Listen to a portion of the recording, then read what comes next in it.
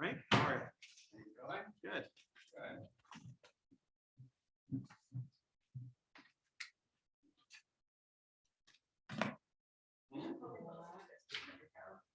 It's crazy.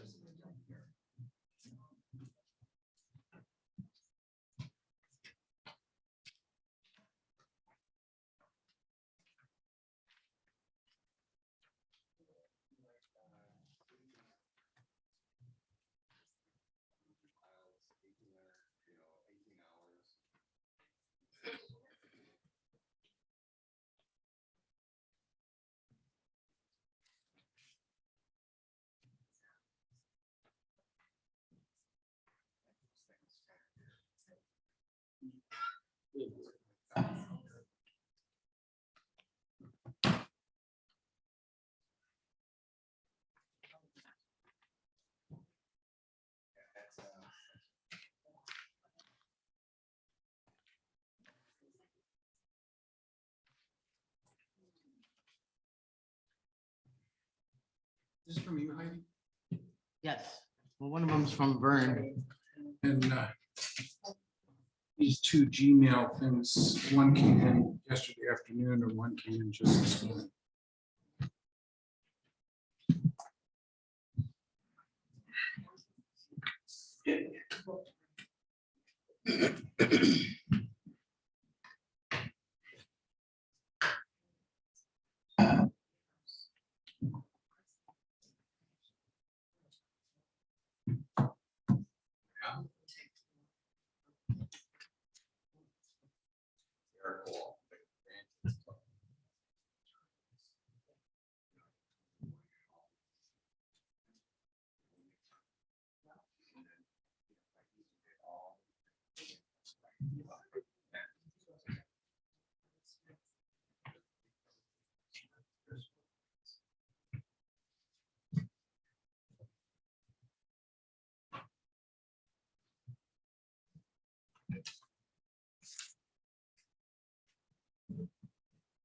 It just nears warm.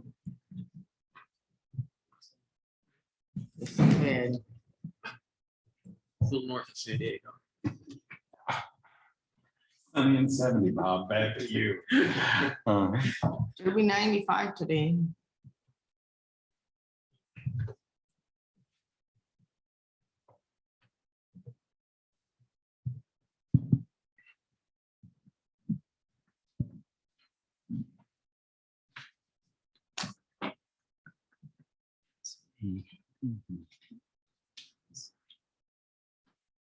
It was on. There we are. Bob's on.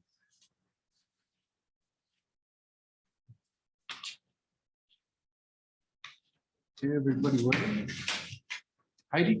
Yep. Stella? Yep. Lois? Yep. Sure. Yes. All right.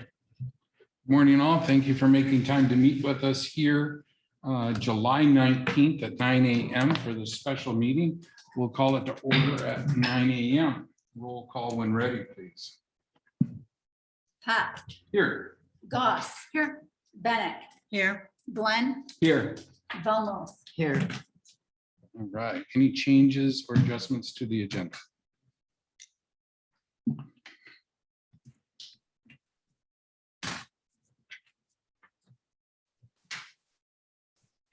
And so, any conflict of interest this morning?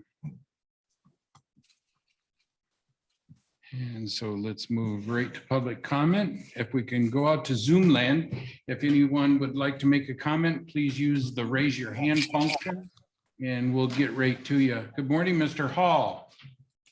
Good morning, everyone. Am I being heard okay? Yes. You are. All right, great. First of all, I saw you were having a special meeting today and I saw the topic, and I apologize for not being able to stick around very long, but I wanted to take just a moment based upon the content of your memo, Ron, and the purpose for the special meeting. And I don't want to sound abrupt here, but let me make it very clear. You have a zoning administrator and you hired me to do my job to represent Whitewater Township and administer the zoning ordinance. And I just want to make a couple things clear because there seems to be some confusion out there that looks at the ordinance in a different light than I do. And people talk about checks and balances, and we have those checks and balances right here in Whitewater Township. They're the Zoning Board of Appeals. And the way it's set up in local municipal government is that no individual board member or the collective, and the same goes for the Planning Commission, no individual or the collective is charged with administering the zoning ordinance on its face. That's my job. And I know a particular topic of discussion has to do with site condominium development. And I want to make it clear that the applicants on Baggs Road, because that is the high point in our lives right now, it seems, have not expressed an interest in receiving approval for a planned unit development. And our zoning ordinance very clearly references PUDs as a separate development than a site condominium. Not only in the definitions, because in the definitions you'll find, site condominium subdivision plan, condominium project, defined separately from PUD.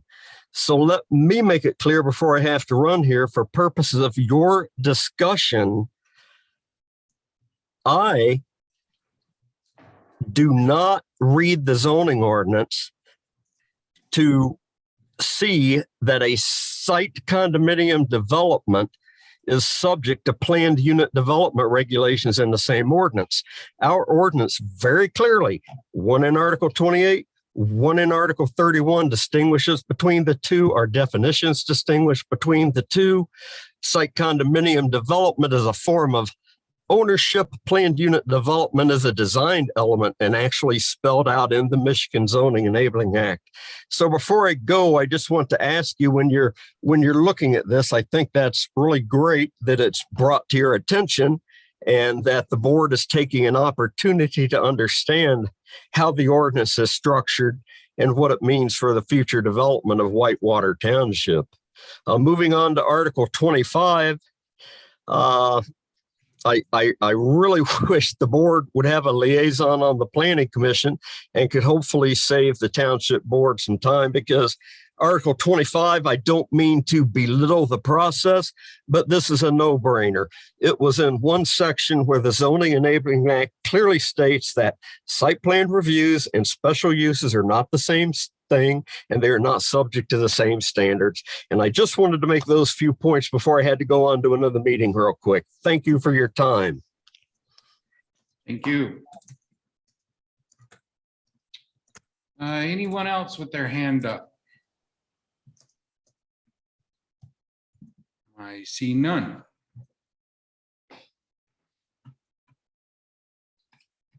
Oh.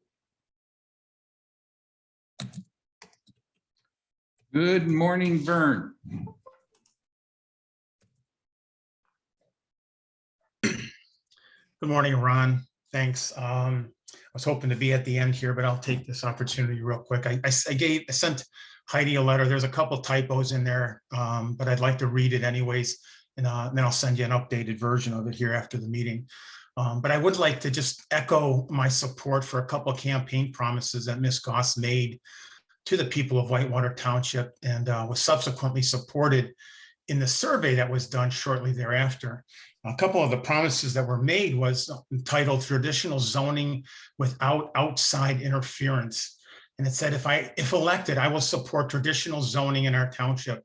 Much of this is being recommended by people and organizations who are not proper property owners in the township. For example, when nonconformities are created and needless rezoning takes place, property owners' expectations for their land are destroyed and the land is devalued. Another one was residents should vote on major zoning changes. Many years ago, zoning ordinance changes were voted on by the people. Somewhere along the line, this was abandoned. Major zoning ordinance changes should not, I forgot to put the not there, be made law in Whitewater Township without the vote of the residents and property owners. I know that at the last board meeting, Ms. Goss expressed her opposition to hearing people say, "we the people." This is concerning to me in that this would then lead to an autocratic society.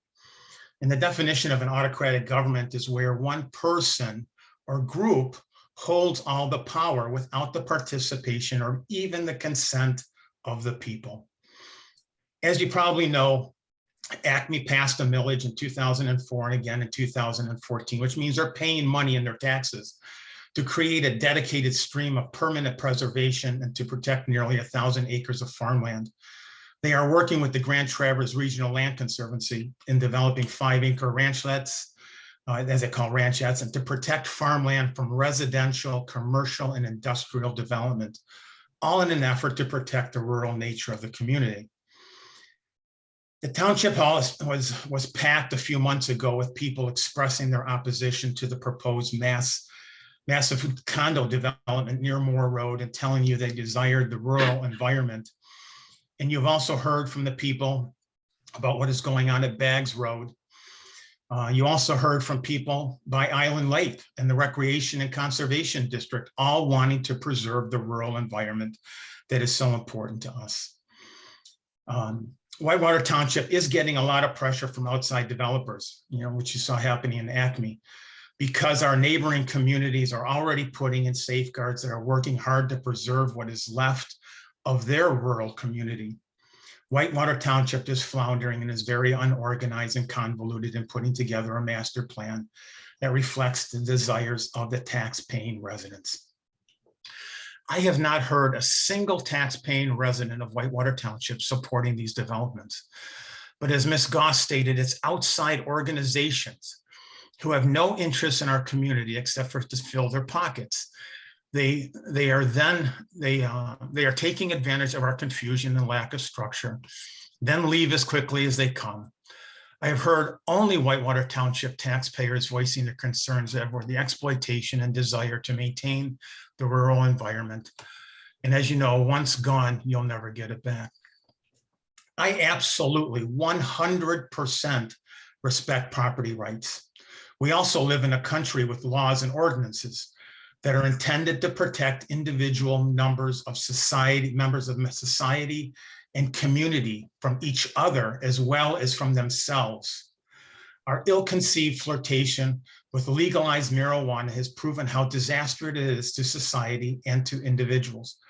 Regarding our assertion of property rights for one person or corporation to inflict a negative impact of marijuana processing facilities, along with these condo developments on adjacent owners, is both an immoral and violative nearby property rights.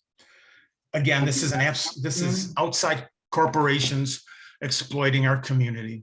I realize that the board does not see who is on Zoom except for Ron, and you only know who is there when they speak up. But on numerous board meetings where the topic of marijuana processing is on the agenda, there are numerous callers that, when you trace back the area codes from where they're calling from, are from Colorado, Nevada, and out of state. Why are they interested in what happens in Whitewater Township? Is this not the root of our problem in Washington, where the lawmakers think their individual and special interest groups' self-interests are more important than the rights of the people? We are a democracy and not an autocracy. And so the voice of the tax-paying residents of Whitewater Township needs to be the only priority. Thanks. Thank you.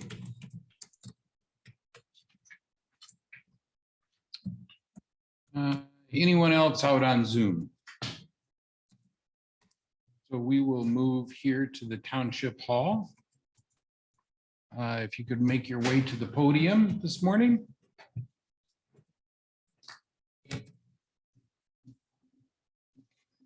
Morning, Karen Boyd, 6303 Bags Road. Development needs to go somewhere or it just goes everywhere and it looks like anywhere. This is a quote from New Design for Growth Guide, Traverse City Area Chamber of Commerce. How true is that statement? Whitewater Township Master Plan mentions preserving its rural character, and we keep hearing that everyone's vision of rural character is different. Here's a definition of rural character: the pattern of land use and development where open space, natural landscapes, and vegetation are prominent over built environment, a sparsely populated area. A rural community character is defined more on its natural characteristics, whether it's lakes, streams, fields, farms, or even wildlife. The most important part of rural character is natural space, green space. What is currently proposed for Baggs Road is anything but rural character. The residents of Whitewater Township off Baggs Road have implemented rural character when they purchased their property for their retirement homes, forever homes, or a home to raise their children away from the chaos of the big city, just to get away from what is being proposed in their backyard. They did their due diligence. They bought acreage so they could live in rural character. They all purchased more than 5 acres. I think most of them are closer to 10 or more.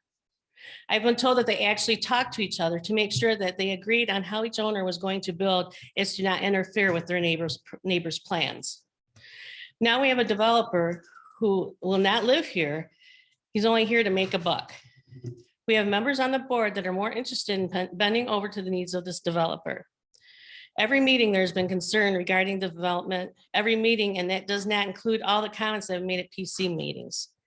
To add to that, I don't think I have heard anyone say this is an impressive plan.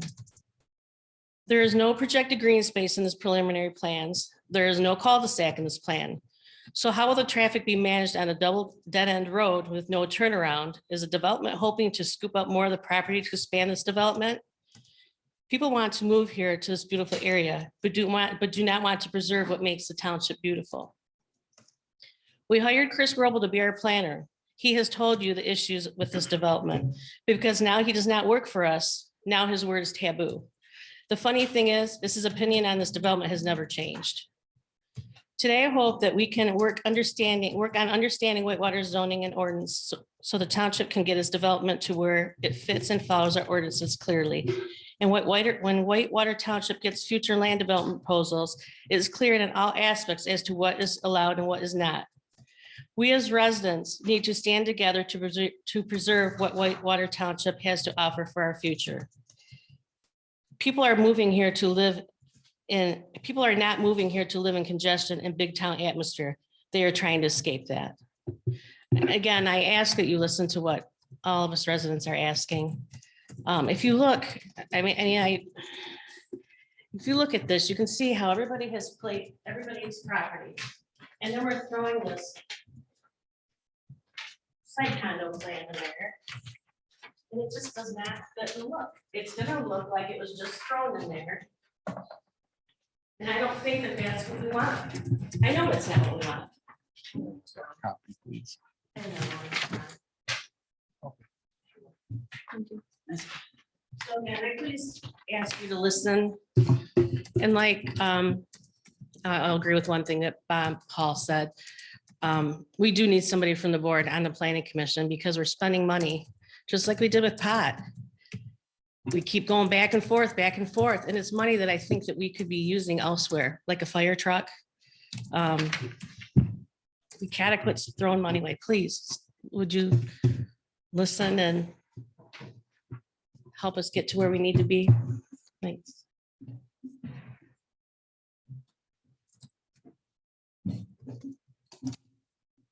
Good morning. Thank you all again for putting this moratorium in place so that we can get our house in order.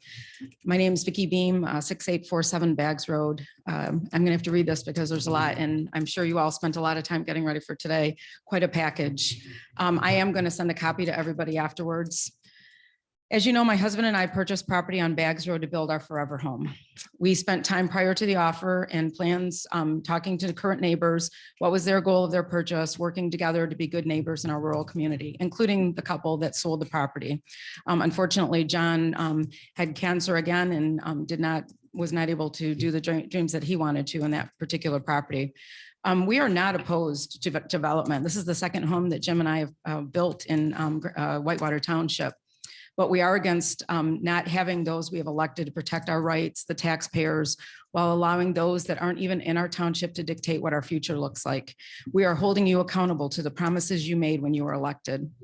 To quote an article by Lindsay Gardner, MSU Extension on 10/10/19, and again, I'll send a copy. We keep talking about master plan and ordinances. The master plan is a policy document that expresses intent. It is not an enforceable document. It is not law.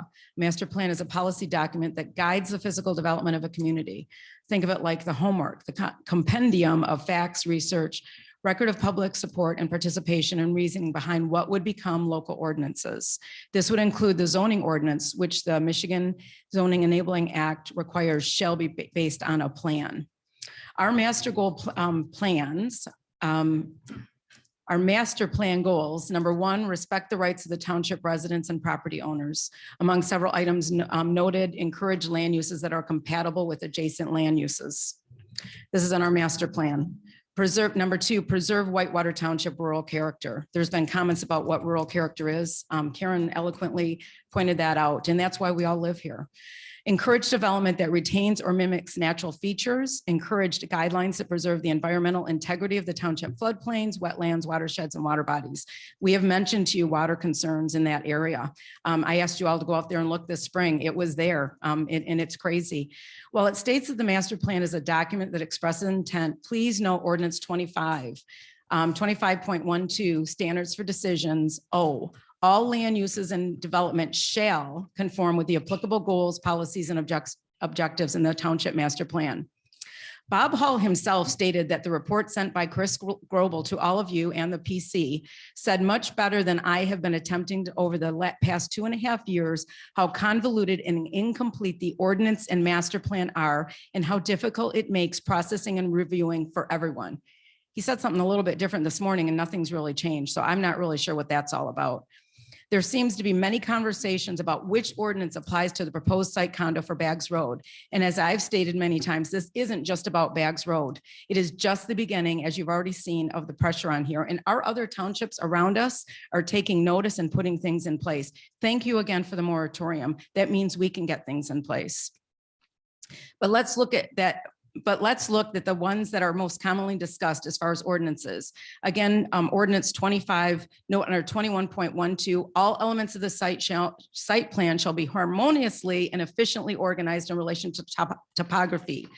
B, the landscape shall be preserved in its natural state. We're talking by minimizing tree and soil removal. Look at the trees that are going to be removed by this site condo. Special attention shall be given to proper site drainage. Again, that's going to be an issue. All buildings arranged to permit emergency vehicle access. All streets, including streets and condo development, shall be developed in accordance with subdivision control. Already mentioned, shall conform. It was mentioned in the PC when the preliminary plan was presented that all owners of property within 300 feet of the proposed site would need to be notified. This is also in ordinance 25, but yet they're going back and forth on ordinances. Once it's 25, once it's 28. So again, we're all confused. Please also note in ordinance 28, which is now discussed a lot, 28.16D, Planning Commission determination after proceeding with the Article 25 site plan review process. The Whitewater Township zoning ordinance lacks adequate specific standards for site condo review. Thereby, the proposed Bags Road project should be reviewed as a PUD pursuant to Township zoning ordinance section 31.11. Conventional development, which states conventional developments are those that are not PUDs and that comply with conventional development requirements with setting aside land as permanently protected open space. The township discourages this type of development where it may detract from the township's rural landscape and natural resources, i.e. as guided by the master plan. The proposed development is not conventional and lacking specific site condo review standards, which we do not have, requires the submittal of a PUD application in township review process per section 31.11. Whitewater Township zoning ordinance sections 31.24, 31.40, and the Enabling Act, which we keep hearing about, require a minimum of 50% of the gross parent parcel be permanently set aside as open space as common element to be shared by PUD association. And there's talk about walkability. There is not going to be any walkability except for on our property. I will wrap this up. Township zoning ordinance A1 district, section 10.11 also requires that PUDs be reviewed by the township as special land uses subject to review per section 25 and requires site plan review. Again, please take the time today to get things in order. It is not just Baggs Road. I cannot stress that enough. And you're hearing it from people all over. Thank you. Thank you.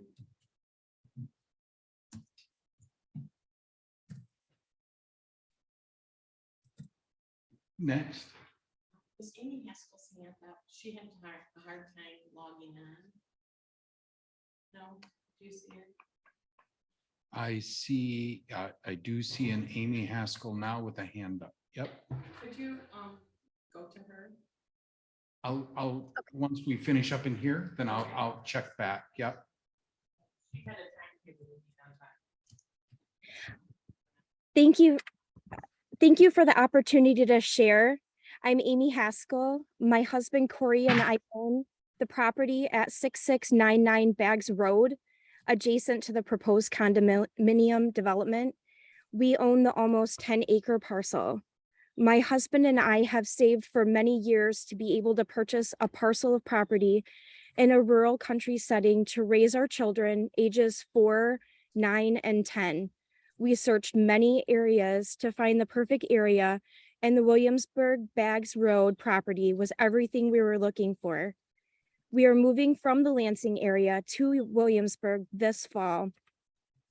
We have been involved in every aspect of building our dream home in a serene, quiet, country setting where we can teach our children to grow their own food and raise animals. We are simply trying to understand what has happened over the last couple of months to the agricultural land that we researched and purchased. We were dealing in the private sector and not with the local government. What has happened with the proposed site condos would be a clear bait and switch. Maybe not illegal by the letter of the law, but certainly indicative of low character and short-sightedness. We don't want to hurt others by being here today. We're scared and we're worried. We have been actively listening for months now, and we've seen no indication that our family can enjoy the same basic rights and safety we did in the Lansing area, where ordinances were properly established and decisions were not left to the whims of a vocal few officials. We understand now from the last couple of months that our family will mean nothing to Whitewater Township, not when there might be a petty argument to win. That's really too bad. We understand a township and a county are made up of a broad collection of interests, and we believe in being good citizens and supporting where we call home. We're not an enemy to progress. We're devastated that we are being treated like we are. We just want to say, probably against all hope, that we wish today could be the start of a more collaborative and organized process where it is not an us versus them, and the township can make room for thoughtful conversation and debate, and where a developer with more resources can be bothered to consider the small family next door. Thank you.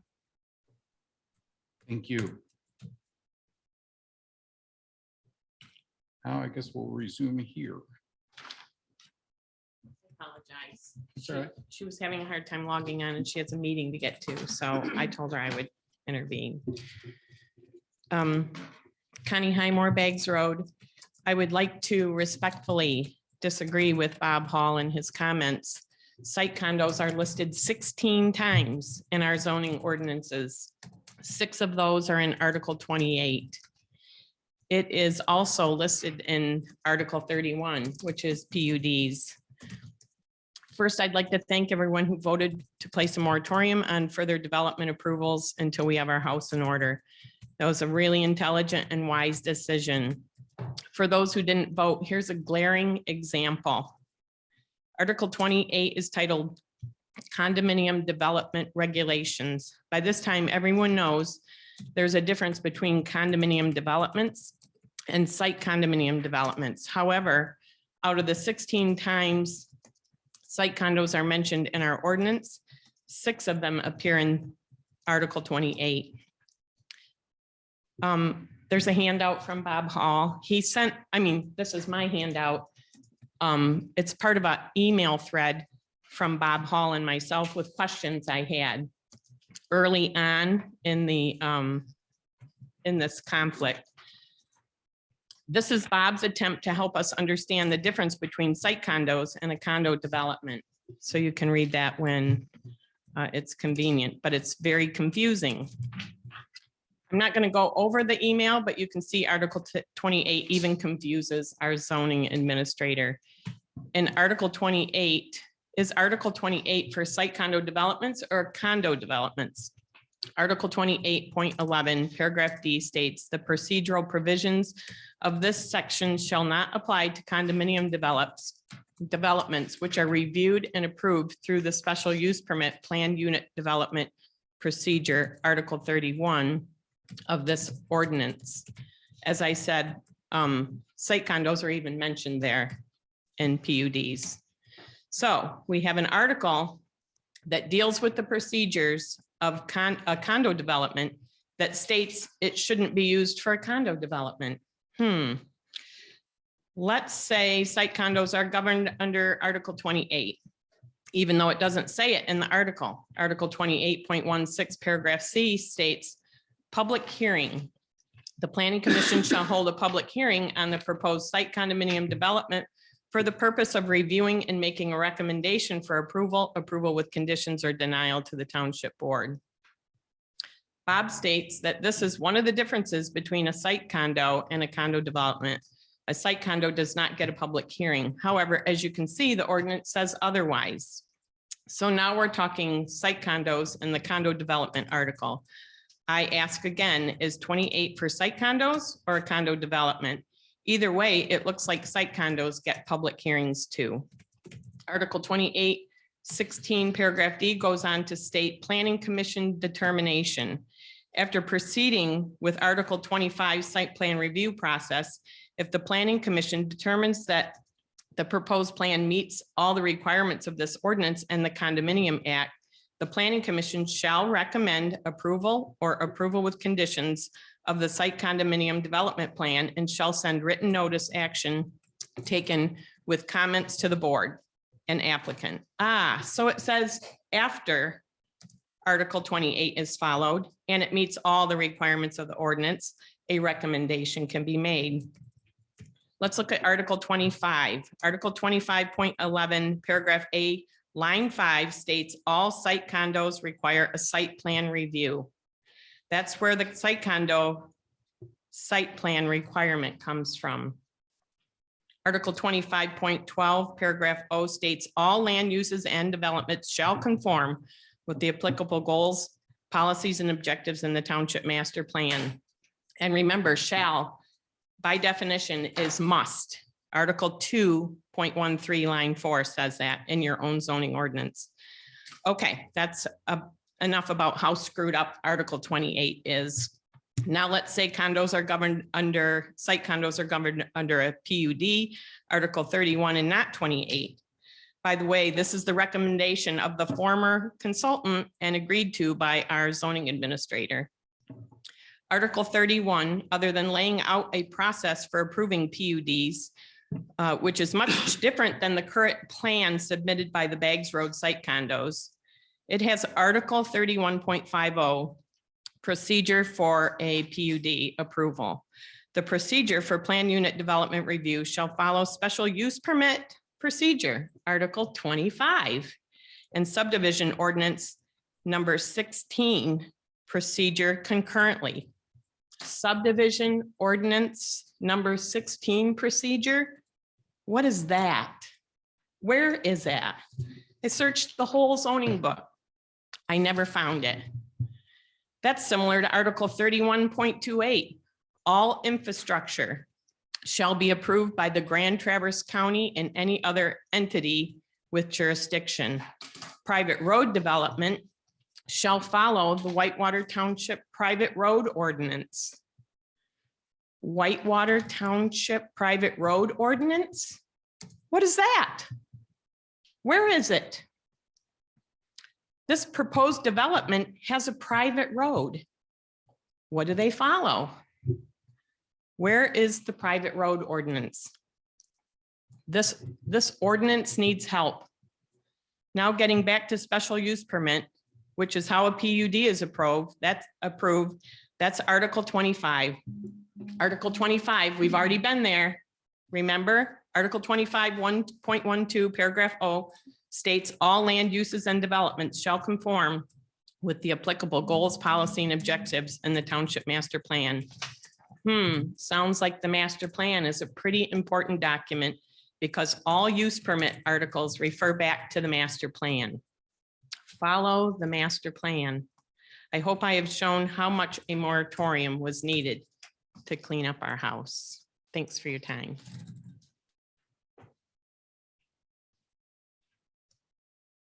Anyone else in the township hall? Good morning. Good morning, Frank Highmore, Bags Hello, Road. First of all, I too would like to thank the board for the moratorium. But the moratorium presents a deadline. Now, we've got 6 months to get our house in order. It's taken the planning commission 19 months so far on just one article of the ordinance. So we're pushing 2 years on an article that when presented to the board had so many mistakes, it had to go back and now it's back in process again. I'm a process person. I've been an engineer. I have 2 engineering degrees, 44 years of service for DTE Energy. And that would be just intolerable to have that kind of product. I don't know, I'm hoping, because I sent this out, everyone is aware of what is out there for Whitewater Township with the county. Flow charts are very useful tools. Even in the document, it shows how to use, what the color codes are, how to use the flow chart. When I see flailing going on, and like I say, 2 years to do a simple article, there are many other choices. There are people who've already been through this. Why don't we use these as tools and sources, resources to do our work, do our homework? Acme Township, I'll just use that as an example in this document. They have a land use permit process. I'm a process person, like I said. There is a condo flow chart and the SUPs and PUD flow chart. Why don't we go and use those as resources? Matter of fact, there are condo flow charts for Blair, Fife Lake, Green Lake, Paradise. All those are out there. Why are we reinventing the wheel, spending our money? And you can see how that's coming out. It's not coming out very well. Bob Hall brought up checks and balances. Everybody does checks and balances. I did checks and balances with my wife's statement. That's why everything she said is true, by the way.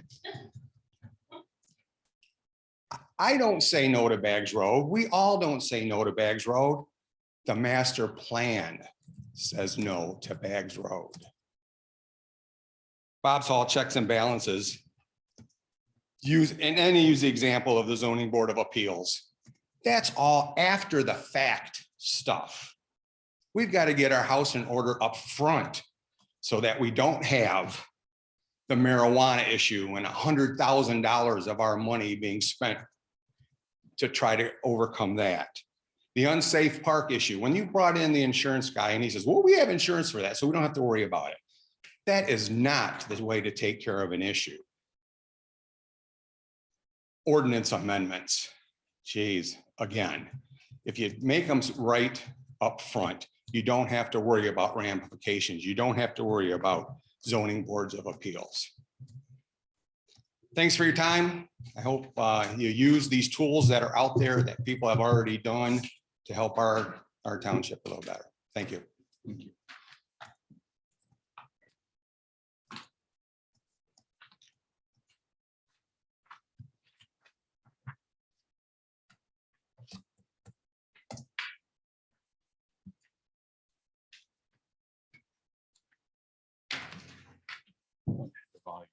Muted, I'm sorry. Okay, and just go back out. Oh.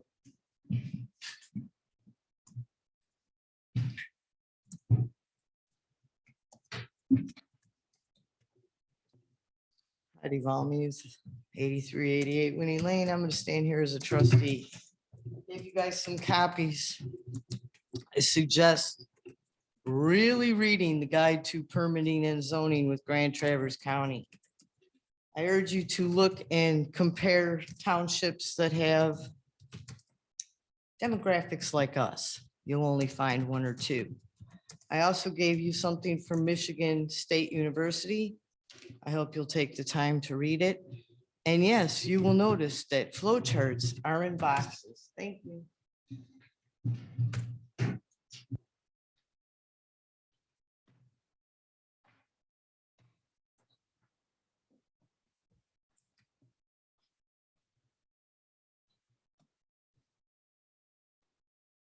All right, I would like to, looks like we have some new people on Zoom, but no hands are up, so. To begin this, JHC just put his hand up. Yeah, I have just a brief comment to make. And it's with regard to the proposed Baggs Road condos. I guess 22 homes are proposed. You have to assume that there'll be at least 2 drivers per home. One would expect that on average, maybe they'd make at least 1.5 trips per day. So what that means is 66 trips, plus they're going to have deliveries. And if you assume like, 1 delivery per house, maybe more for some, less for others, then we're up to 88 trips. Those trips will primarily take place during the central 8 hours of the day, which means we're dealing with about 11 an hour, or on average, 1 every 5 minutes. My concern is this. As you know, Baggs Road is in a valley. Now it's a 4-lane road and the speed limit is 55. But anyone who's driven that road knows that there are a lot of people who are driving at 65, 70. They come barreling over that hill. And for those of us wanting to turn into Baggs Road coming from Traverse City, sometimes it can get a little dicey. If you're adding additional cars, 1 on average every 5 minutes, I just worry about the traffic problem there. And of course, there's another every 5 minutes, someone's coming out of the road. So in any deliberation about the Baggs Road project, I think you have to take a hard look at the traffic consequences for that intersection. Thank you. thank you. Give me that person's name, please. Is listed as JHC. Yeah, my name's Joseph Claskins. I live on Russell Ridge Road. Thank you. Thank you. Okay. This is a much larger topic than what I anticipated.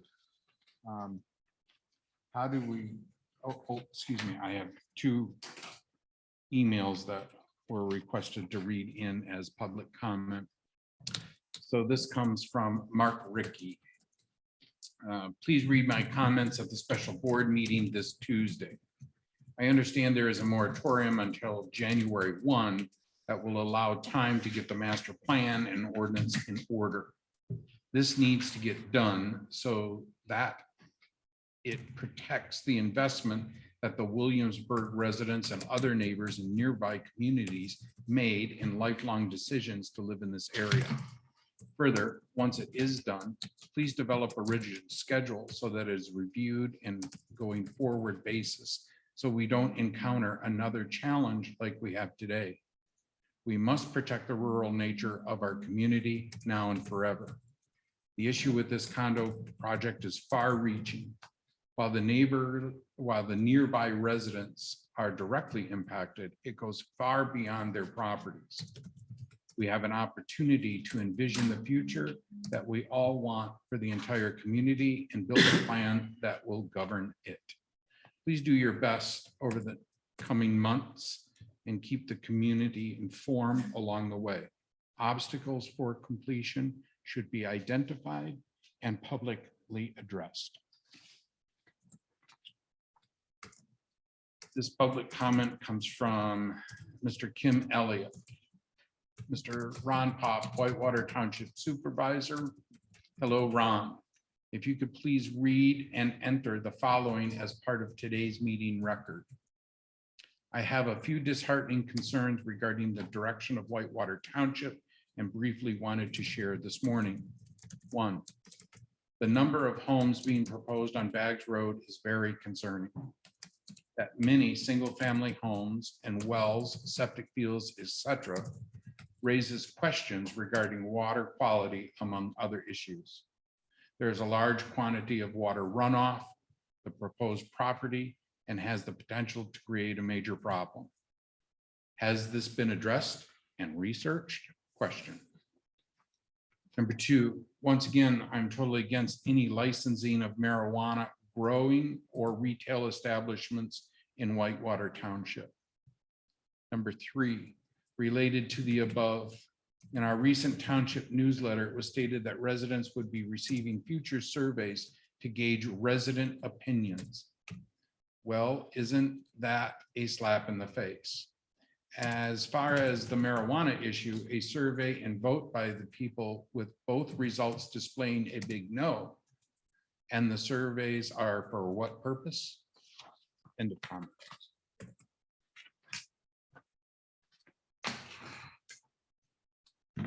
So how does the board, how would we like to proceed here? I can see at certain times we may develop questions that we want to reach out to people who might be in the audience.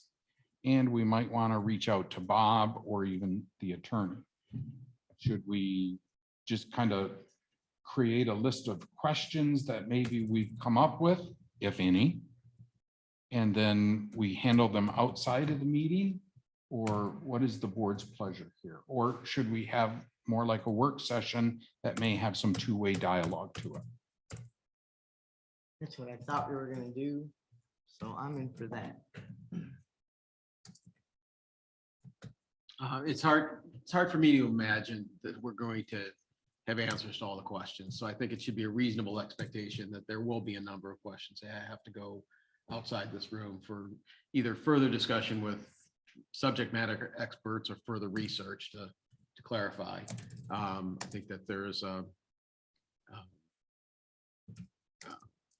I don't want to say, I don't say there's a sense of interpretation, but there's got to be some causal and linkage to the flow of ordinances referring to other ordinances to other subsections and such. And so I think that that roadmap has got to be verified. And then, no offense to anyone, I just feel that that's an activity that we're responsible for. I do like the idea of this being interactive.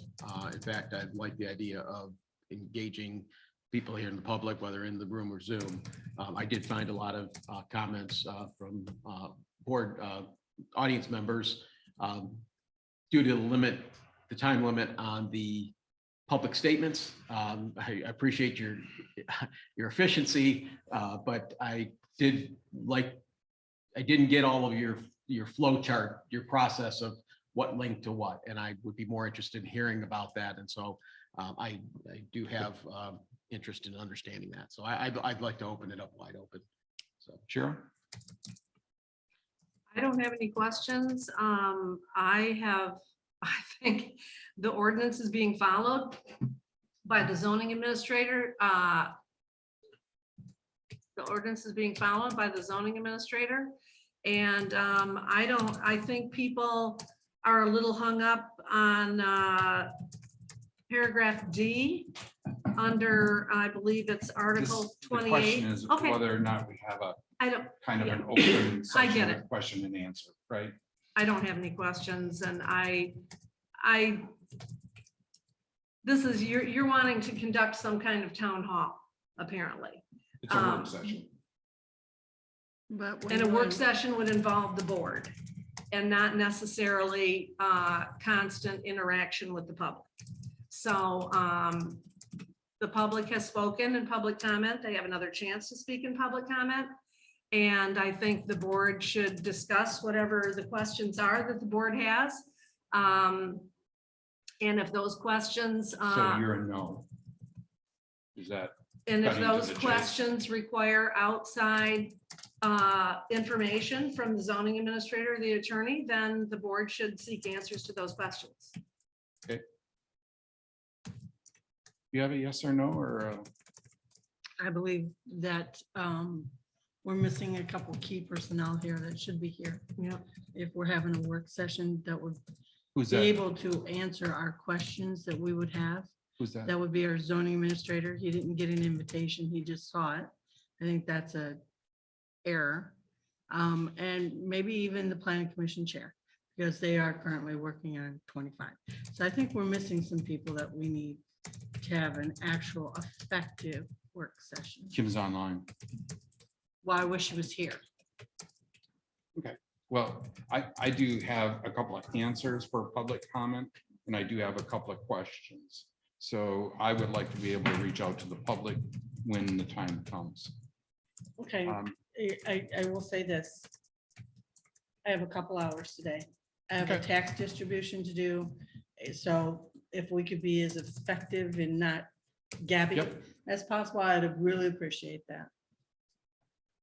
So far, we've been kind of yes or no answers. Connie, your number 16 is a general ordinance, not a zoning ordinance. That's why you were looking in the wrong book. So you need to have general ordinances now as well, and you are spot on. Yep. So, who wants to start?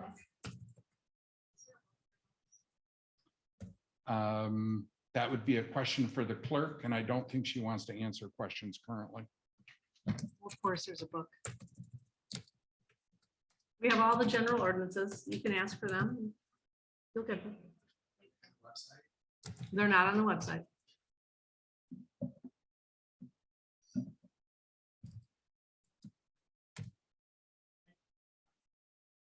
In Joe? writing, please. What? Thank you. What? You want to start off? No, Okay. Cheryl? I'm good. Okay, Heidi? A bunch of paperwork to read. Can I ask a question here? Sure. Because this has appeared to me to be just discussion before the agenda items. Are we in agenda item number 1, review Whitewater Township ordinance articles? Yes, we are. Yep. And was the previous information part of that? Or Nope. was that just gathering It was information? just how did the board want to proceed? So now we're into number 1. From this point forward, we'd be in number 1. Okay, thank you. I think Agreed. I think, right, I think I've made my comments so far. I'd like to see what everybody else has. Okay.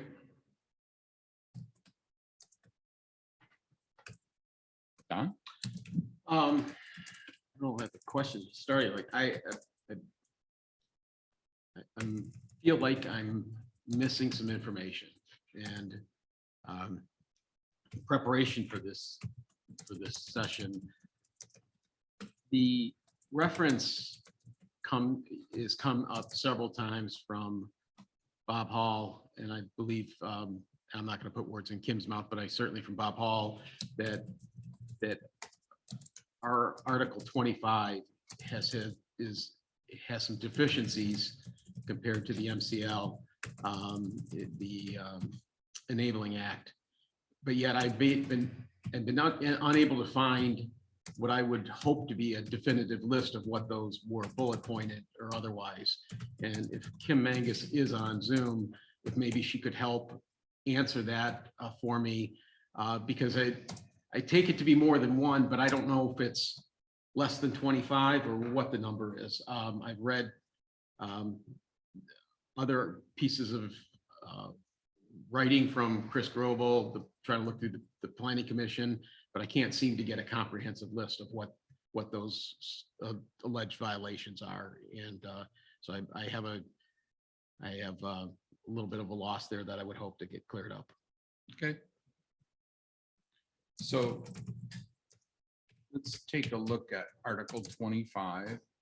And this is going to begin on packet page 67, 66, 67. Can I ask you a question? Yeah. Should we be looking at the Article 25 that's going to come to us after their next meeting? Or the one that is old and it's not going to be relevant anymore? Well, right now, this is the law. No, I If get something that. comes to us, And I have been told that they are pretty much done with 25. Their next meeting, they'll be voting to send it to us. And then, I mean, I printed it out because I wanted to see sure. what the differences were. Yep. And there's quite a bit of differences. And to answer your question, the attorney and Bob went through and came up with a list of what the deficiencies are. I'm pretty sure Kim knows what they are. Have you seen that list? I have in the past. I cannot tell you Okay. the date, but yes. So in it's essence, there is a It's list. been And yes. I guess I'm the new guy late to the board. Obviously, I may not. Bob emailed or put in one of his reports, staff reports to the board in a board packet. That had to go back quite a ways, because I did Yeah. look, because I've gone back.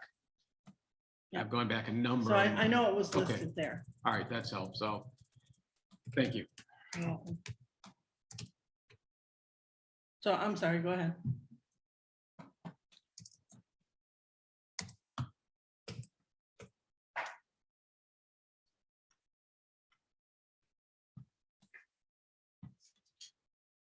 Okay, so we begin with what appears to be required information under Article F.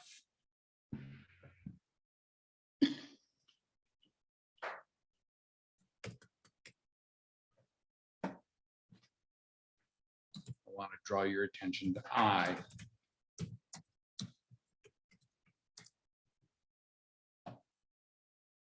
It switches back and forth between residential and commercial uses.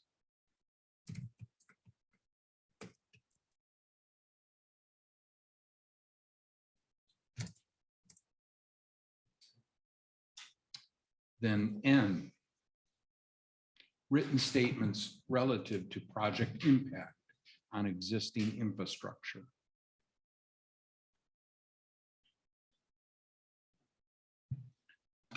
That ends up a formal impact statement may be required. Is that a requirement? No. Under the Enabling Act. Oh, in our ordinance. Oh, in our, yeah, it Just says it may be. So there is no requirement for that study. Who determines whether or not there will be a traffic study for left-hand turns, right-hand turns? 10 deliveries a day or whatever the number was. There's no criteria. Then you go down to Item number 2A. Location of proposed or existing property lines. That's pretty self-explanatory. Soils, that's pretty self-explanatory. You have to list them. How about proposed locations of accessory structures, buildings, and uses? Once again, under paragraph I, location and dimensions of proposed streets, drives, curbs, cuts, access easements, as well as acceleration, deceleration, passing lanes, if any. We still don't have a requirement. You're supposed to show them if you have them, but there is no requirement for any of these design elements. So this ordinance really, I think, is missing the standards section, where you actually call out, you're supposed to have this, you're supposed to have that.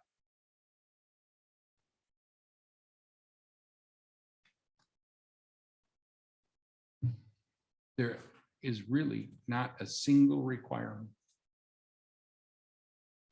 And that goes for not just site condominiums, right? This is any development. So if we wanted to put a commercial building up, we don't require any of these things. There are no design thoughts here whatsoever.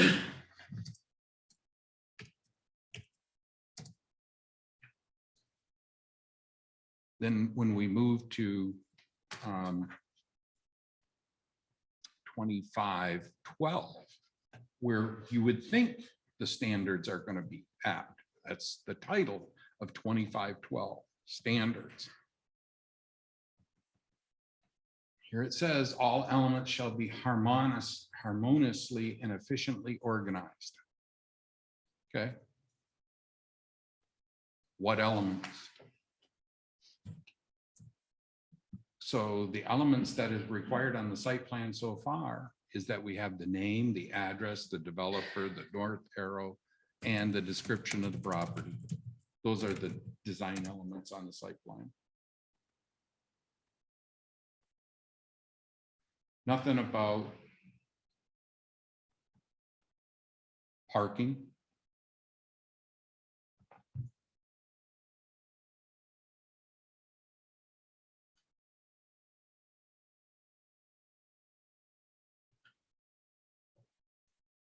That was my overall comment on 25, except that it also brings in Article 29 and 30. So when you start looking at these proposed plans, if you're in 25, it also asks for 29, it also asks for 30 to be looked at.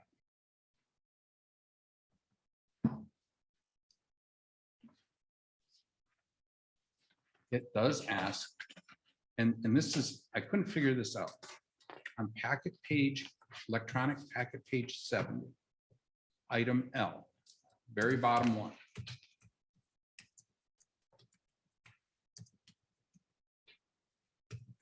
All streets, including streets and condominium developments, shall be developed in accordance with the subdivision control ordinance. That's your ordinance number 16. Okay.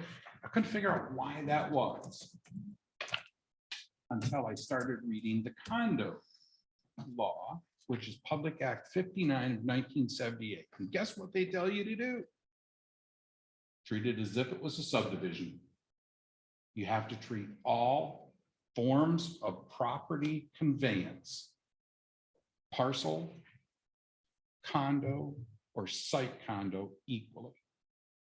And our ordinance happens to pick the subdivision ordinance, general ordinance 16, as the controlling body. Now, statement L also goes into road commission, and yep, they're still active today. But our township private road standard That was ordinance, general ordinance number 32, which had been repealed about 2 or 3 years ago, I think. November, December 19th. Was it? It was proposed in November and dissolved in December of 19. Okay. 2019. 2019, I was absent a lot, so. So why did we get rid of it? Cheryl, I think you and I opposed getting rid of general did. ordinance number 32 because we didn't have anything to replace it with. And right now, for example, one of the elements in 32 is how wide the road had to be and how much you had to excavate so you could support, I don't know, 80,000 pounds comes to mind. And then it talked about 2 types of turnaround, either a cul-de-sac or a hammerhead, and then something about road names had to come from the Historical Society. Why Well, did there you? were standards in there. Yeah. Right. And Is that about the right time frame, Cheryl? I'd have to go back in the minutes and look. I'm not sure. It's been a while since it was repealed. And I think the thought process of that day is it was too restrictive for a developer to install a road of that nature. Is that a fair? No, it wasn't repealed because it was too restrictive for a developer. It was repealed. And here again, I opposed it because we didn't have anything to replace it. Because private property owners who just want to get back to their parcel and have no, aren't going to be developing any kind of subdivision, site condo, whatever. It was the requirements were burdensome for them. That's what I remember. And I remember that there was like a number. You could have under 3 developments, there was no control. But as soon as you got the 3rd address on the one street, that's when these things kicked in, something like that. 1, 2, it was more than 1. So Well, that is the definition of a driveway or a road is what that is. And so really that comes, the road commission has their definition. As soon as you get, I believe it's 4 driveways, it's a road. And I think that is a county, yeah. Whether Right. that's road commission. Right, or exactly. county board. But if the county's gonna call it a road and it has to have a name, we're gonna have to call it a road too. Right, yeah. So that was kind of the reason why that was looked at back then. I've got lots of other issues in 25, but one that strikes me just cold dead in my tracks is on page 71. Item O, I think we heard from the public. All land uses and development shall conform to the applicable goals, policies, and objectives in the township master plan. That's a directive.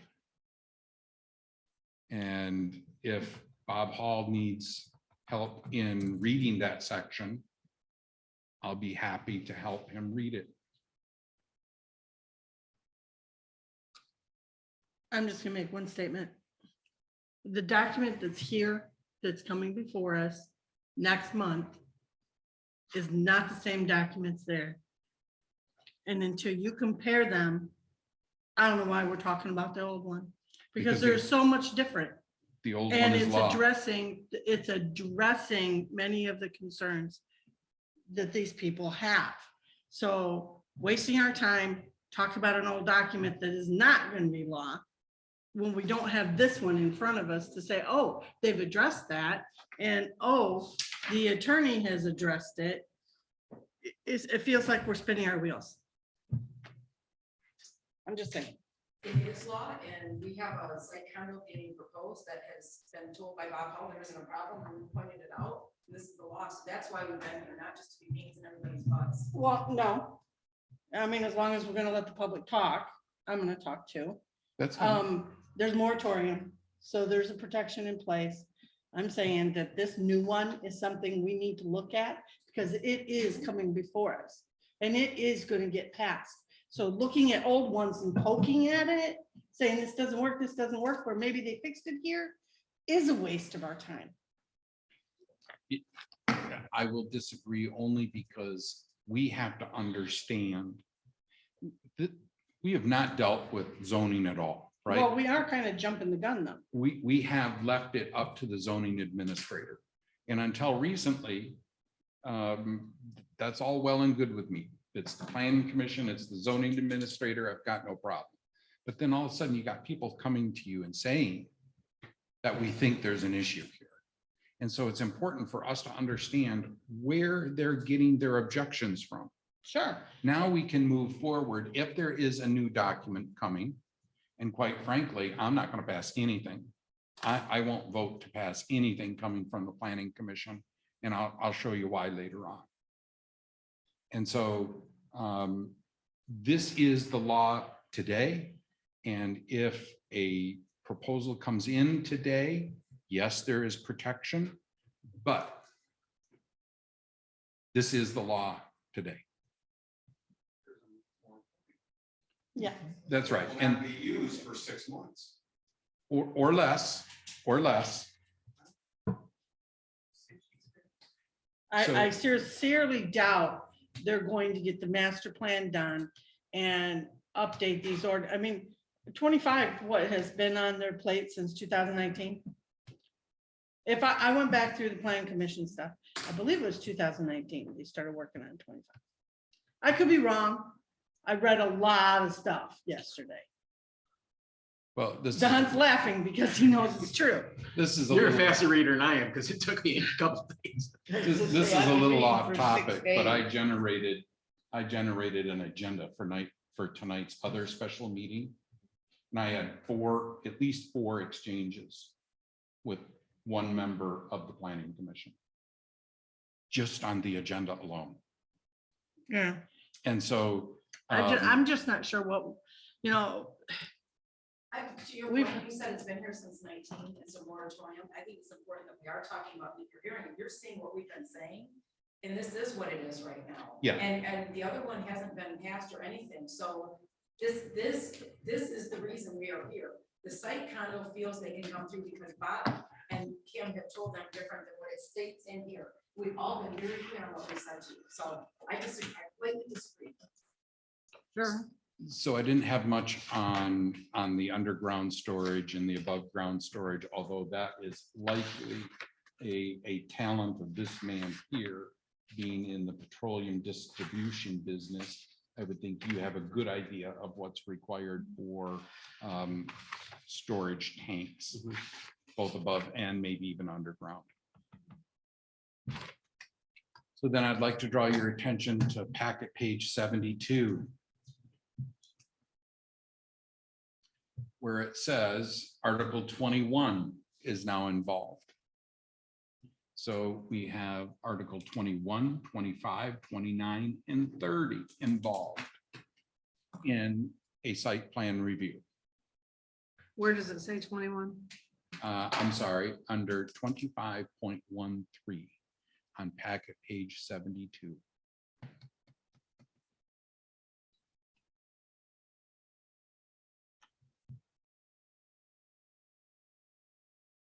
Did you find it? Yeah, it's just the violation paragraph. But still. But zoning ordinances cross-reference Yep. other articles. Yep, understood. Yeah. Yep, no So- problem. Failure to initiate under 25.15, that seems reasonable. I would draw this to your attention because later on, in an update that has been made by the Planning Commission, it's now 2 years. So originally it's 365 days, but it's now 2 years. And there may not be a problem with that. Is Kim still on? She is. Checking. Oop, gotta do that one. Could Sorry. she give us an update on Article 25? maybe? Where they're at? This is Article 25. This is what Okay. we're here to discuss. If you don't want to discuss, I that's don't want fine. to discuss something that is not going to be law shortly. You don't know that. Oh, we're gonna keep this after they've spent all this time and expert changes with the attorney and Bob? Don't know. We're not gonna take their updates? That seems like I mean, why do we have a planning commission? That's a really good question. Well, the law says we have to if we're gonna be zoned, but Yeah, I'm that's- saying, that's why a do we really bother good having them question. do anything if we're just gonna take over at the board level? That's a really good question. Why are we taking over at the board level? No, why we have a planning commission. The law says you have to if you have zoning. I get it. I get it. So then Kim has her hand up. on packet page 73. Ron, could we hear from Kim? Well, there's been questions out here I haven't taken either. Yeah, but And she I'm- is the planning Okay. commission chair. It's a little bit different. Yes, Kim. I just wanted to be available to answer questions as needed. The status on 25 is that the issues that were brought to us that we're currently working on were presented to the Planning Commission and the board in December of 2021. And then work was begun in January of 2022, where the attorney made the opinion that we needed to update our special use permit and diversify between site plan review and special use permit in our criteria. Della is correct. A lot of what you're looking at and identifying has been addressed in our new draft.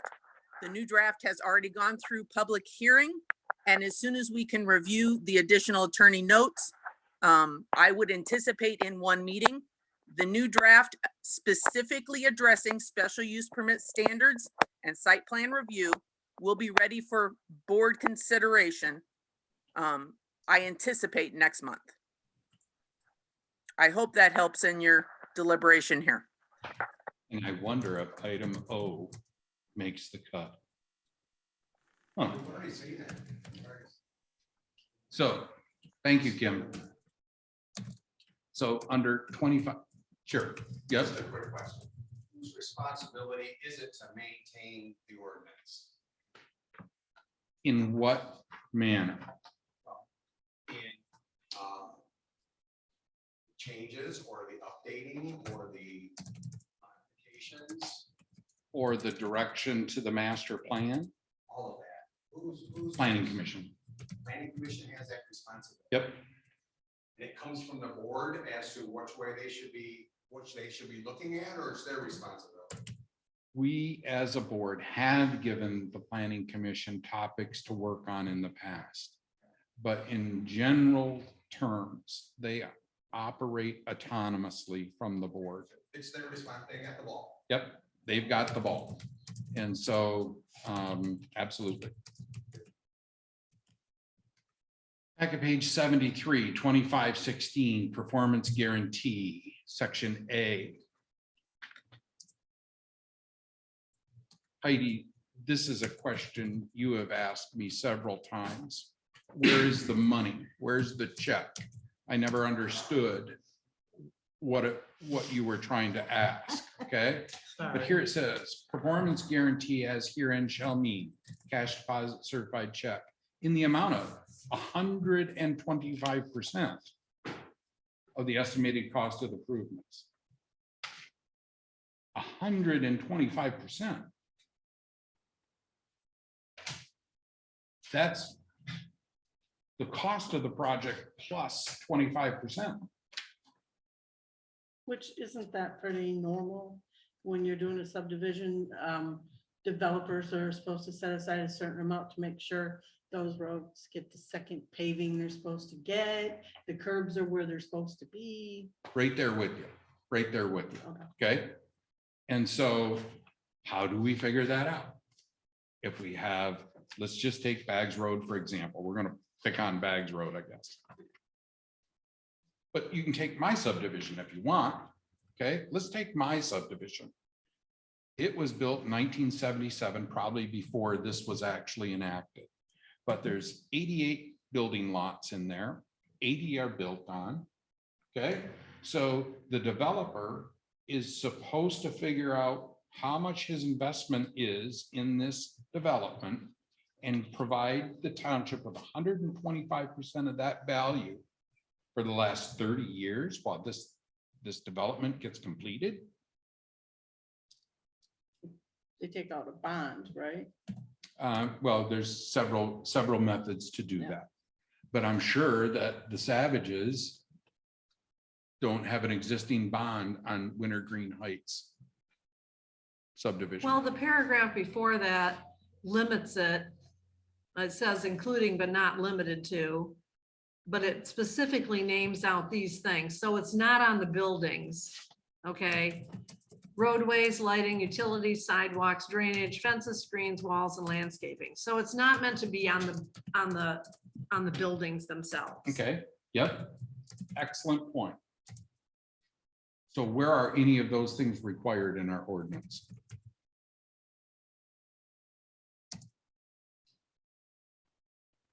I'm sure some of those are required They're not. in the ordinance. Roadways aren't required. Nope. Okay, well, you have to have a road to get to houses, so a road is required. Apparently not, because we just issued a land use permit for a building that is not served by a road or a street. Exactly. It is served by a nature trail that is non-motorized. But the property has access to a paved road. Not So according- you don't know what the homeowner is going to do about getting access. The He site has plan shows he's access. going to use the non-motorized trail. Okay, well, I'm just saying that homeowner's been accessing that trail for all the time he's owned that property. So, probably some kind of, precedent has been established there. Doubtful. Well, Actually, it's that's a not on the continuing agenda zoning today, so violation. I only have until 11 o'clock. So if we You- have some more things, if we could get to them. Maybe, if the rest of the board members don't have this right that's gonna come from the planning commission, maybe we should make sure everybody gets one by the end of the day. It was in last month's packet, if you remember correctly. Yeah, but It was in last month's packet, do you have it with you? in my electronic file, yeah. Yeah. Well, the questions on where's the money come from? They address that in here a little deeper than they do right there. Okay. So. under It's also security important to know requirements, where we come from. And I'll Sure. bring that point later on. You know, what would really be nice? If we had this with red lines, or, Would be, but we don't have word copies of this. well, We're waiting for those from the clerk's office. I don't know that there is a word copy No, of there this isn't. one.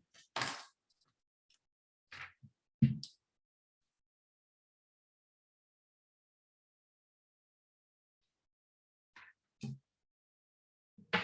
have a comment from Zoom that people would like you to speak into the microphone. Sure. So then on electronic packet, page 76.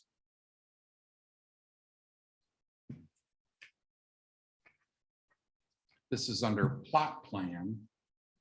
And why we have a site plan and a plot plan that have different requirements is quite not understandable. But it requires that section 34 of the zoning ordinance be reviewed.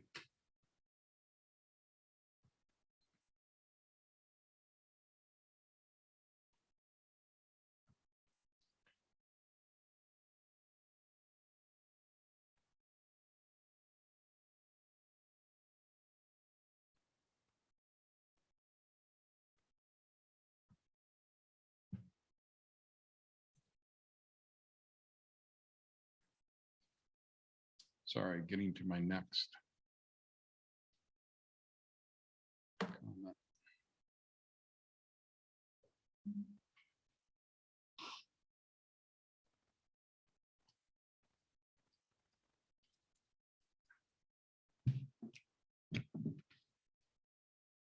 On packet page 88. 19. I'm sorry, packet page 88, item C.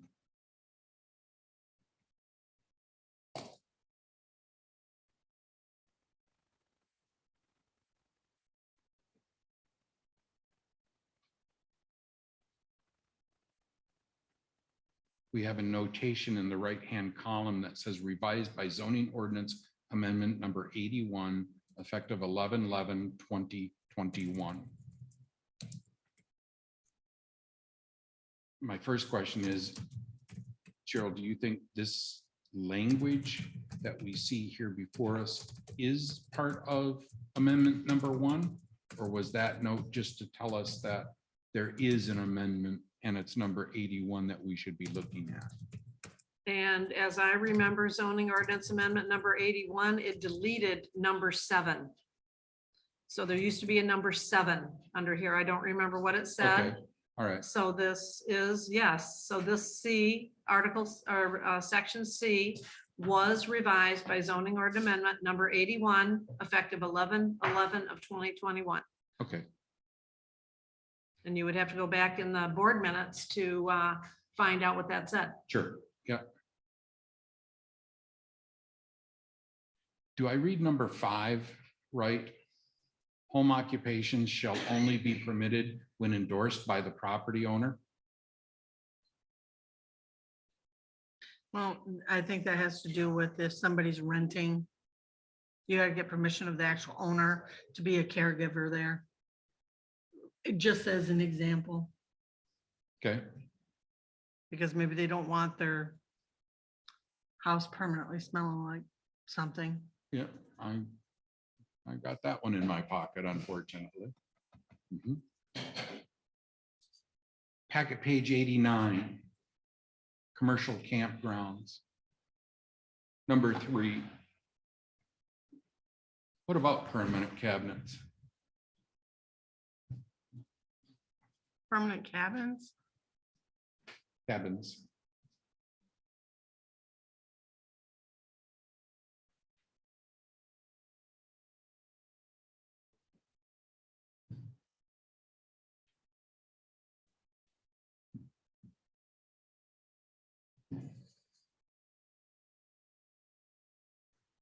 I don't know, you want to wait for Cheryl to come back or you want to continue? She's talking to somebody. I think, Sure. in there. Probably should put a big sign on the door, meeting in progress, if it's a different time than we normally do, maybe. I don't think we can impede. No, no, the I'm not vote. stopping them, just letting them Right. know. I see. Mind if I run out to my car and get something? Paper and there I need. Do you care?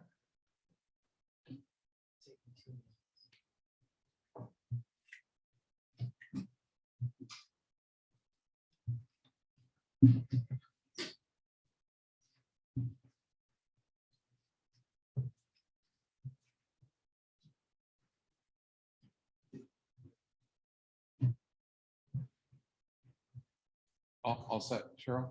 Yep. It don't matter. All right.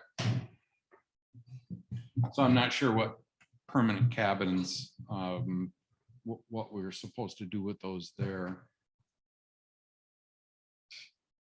And then under number 4, we can see sanitary services, but if you have a convenient access to an approved service building, you don't need sanitary services.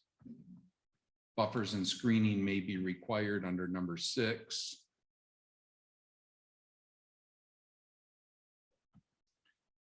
All of those were designed to say, we really don't have any requirements even for septage of certain things. And yes, the health department does control that. But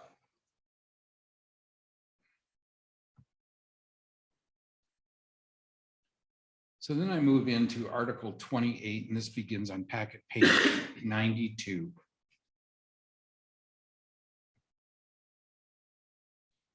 We start right off with intent. Basically, it's giving us the idea, the expectation that certain developments, condominiums specifically, are called out, need to be consistent and compatible with conventional platted subdivisions. There becomes this other clue that they want us to review it as not PUDs, because PUDs are actually reviewed as subdivisions too later on in the ordinance. Okay, so everything is pointing back to general ordinance number 16. Is that legal? I don't know.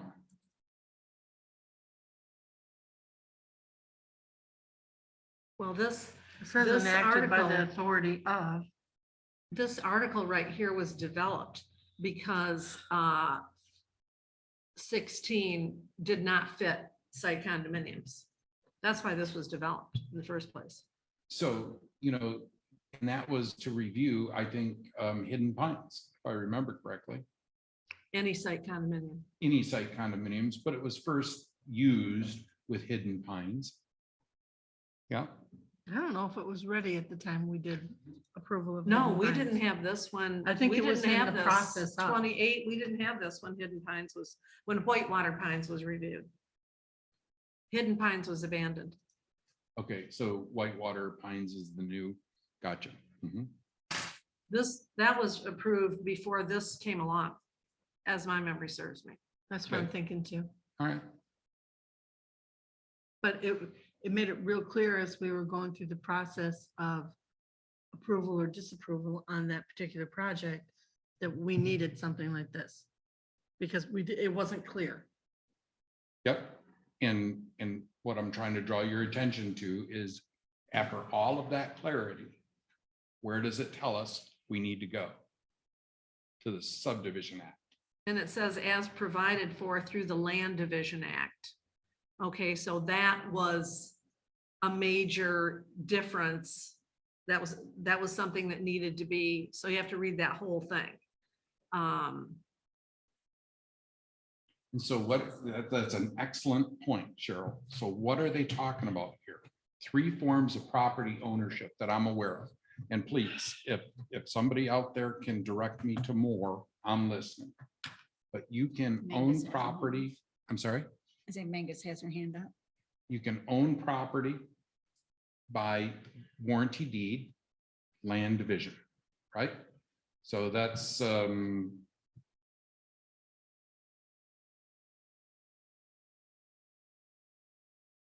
according to Act 59 of 1978. And you can have a site condo. Those are the 3 forms of ownership. I think Bob even talked about that in his little speech here this morning. PUD is not a form of ownership. It is a development element. Absolutely, it's a development element. So when Cheryl says, well, you need to read this intent correctly, I totally agree. It talks about all 3 forms of ownership: land division, condo act.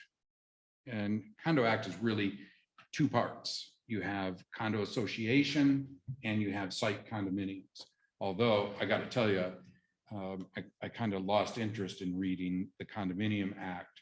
Site condominiums are not really referenced in there a whole lot. Questions, Frank? Quickly, we're trying to go through a process. Yep. When we're saying that a site condominium is not a PUD, we all agree with that. It's Yep. not a PUD. Agreed. Unfortunately, 28 says you will follow the process of a PUD when approving a site condominium. Understood correctly. Yep. And that's a great point to make sure the board understands. They're not telling you you have to call it a PUD. They're telling you that that's the process within our ordinance you are to follow. Due to lack of a site condominium ordinance standalone. Sure. And that's not what Article 28 says. Under D, plan development, it says the procedural provisions of this section shall not apply to condominium developments which are reviewed and approved through the special use permit planned unit development procedure, Article 31 of this ordinance. It's PUD. If I could be allowed to finish. I'm sorry.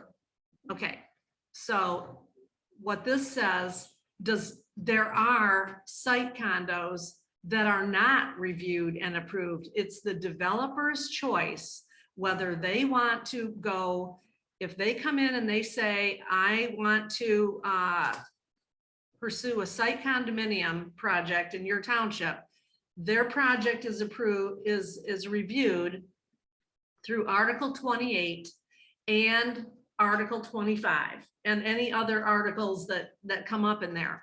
But a person can come in and say that they want to do a PUD. That's Article 31. When you read this, it does not say the procedural provisions of this section shall not apply to condominium developments which are reviewed and approved through the PUD, but there are site approved not through the PUD. Which ones? Because That's, clearly, and Kim Mangus made that clear in her comments. I don't know what meeting it was, but she made that clear. So this doesn't mean that every site condo goes through the PUD process. and I disagree. Because Well, okay, you can get an attorney opinion on that if you want, whatever. We're not lawyers. Agreed. We didn't write this, but that, we I'm did, just we did telling you. adopt it. I get it. Yeah. And we did. Yeah. And so that's all good and wonderful because we needed this. We needed this over the subdivision ordinance. Okay. And so you can contact Chris Patterson.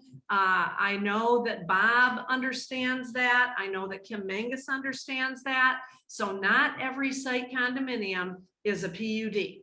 And that's exactly what this says here. And I'm. Yes, it does. Stop. But yeah, let's not argue about it. I'm telling you my understanding of it. People may have different understandings. I think that has to be settled by the attorney's office. Sure. And anytime we leave something up to a developer and not create the standard for it, we're wrong. But I think what she's saying is we have a standard for site condominium. We have a standard for PUD. One of them, they follow all the rules, no matter what it is. The other one, they want a variance of it. So they have to have special consideration. And it's up to them to say, I'm going to follow every rule you've got placed. Or it's up to them to say, I'd like to follow all your rules, but I have a special circumstance. So I'm going to have to do it the other way and ask for permission for these special circumstances. That's all that is meant by the developers making the choice, not that they are controlling our ordinances in any way or the approval of applications. So variances are approved by the ZBA, not by the zoning administrator and not by the planning commission. So I think. We can't settle this today, so let's move I on to the next understand, point. yep, and I think that's a reasonable expectation is to get some help on this particular provision, Sure. Plan D. So, yeah. At the very least, this is contradicted to a couple other sections in 28. So so now we have 21, 25, 29, 30, 31, and 34 all involved in a review for any site plan.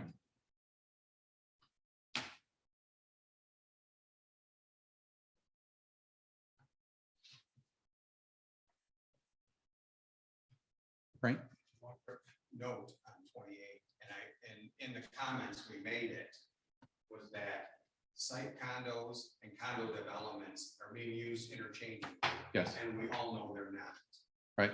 So when a statement is made of a site, of a condominium development, under a condo development article, states don't use it, it's kind of,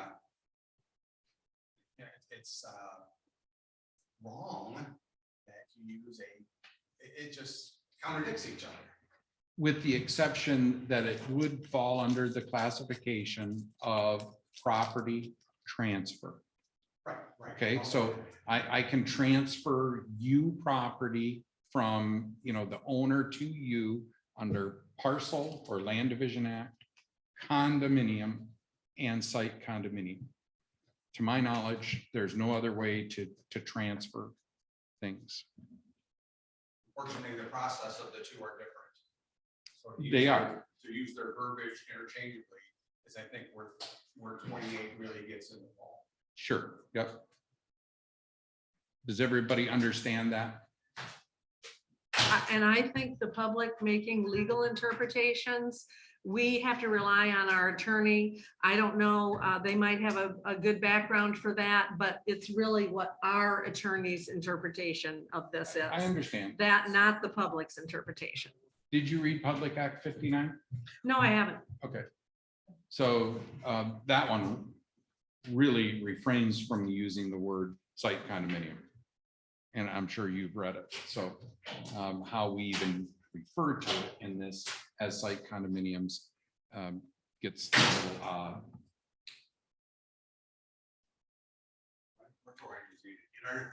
It's noted that they can't hear the people in the audience. Yeah.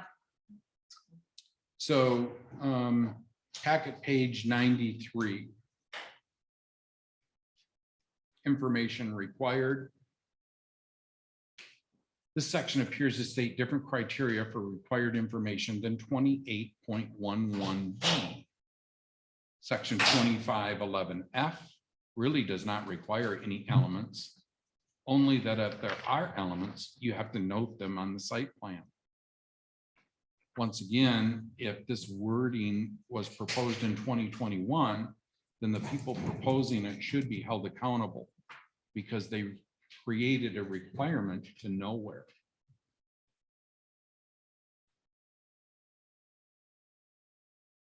So section 66 of the Condominium Act, anybody read that? Okay. And basically what you see below is a regurgitation of that. Again, not any design elements, just the items that needed to be on the print. Name, address, north arrow, legal description, and so on.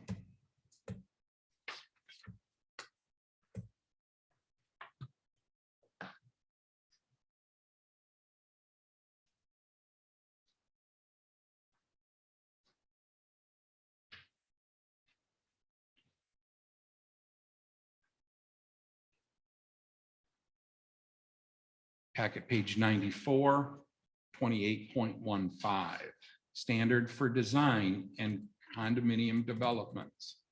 Again, this is where I would think we would find, okay, you need 1,000 square feet minimum.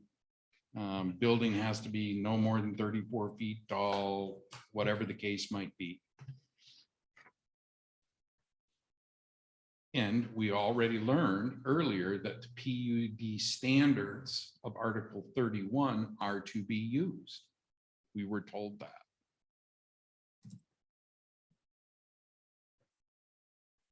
These recommendations come to us from the zoning administrator, PC chair, and the legal team, as of 2021.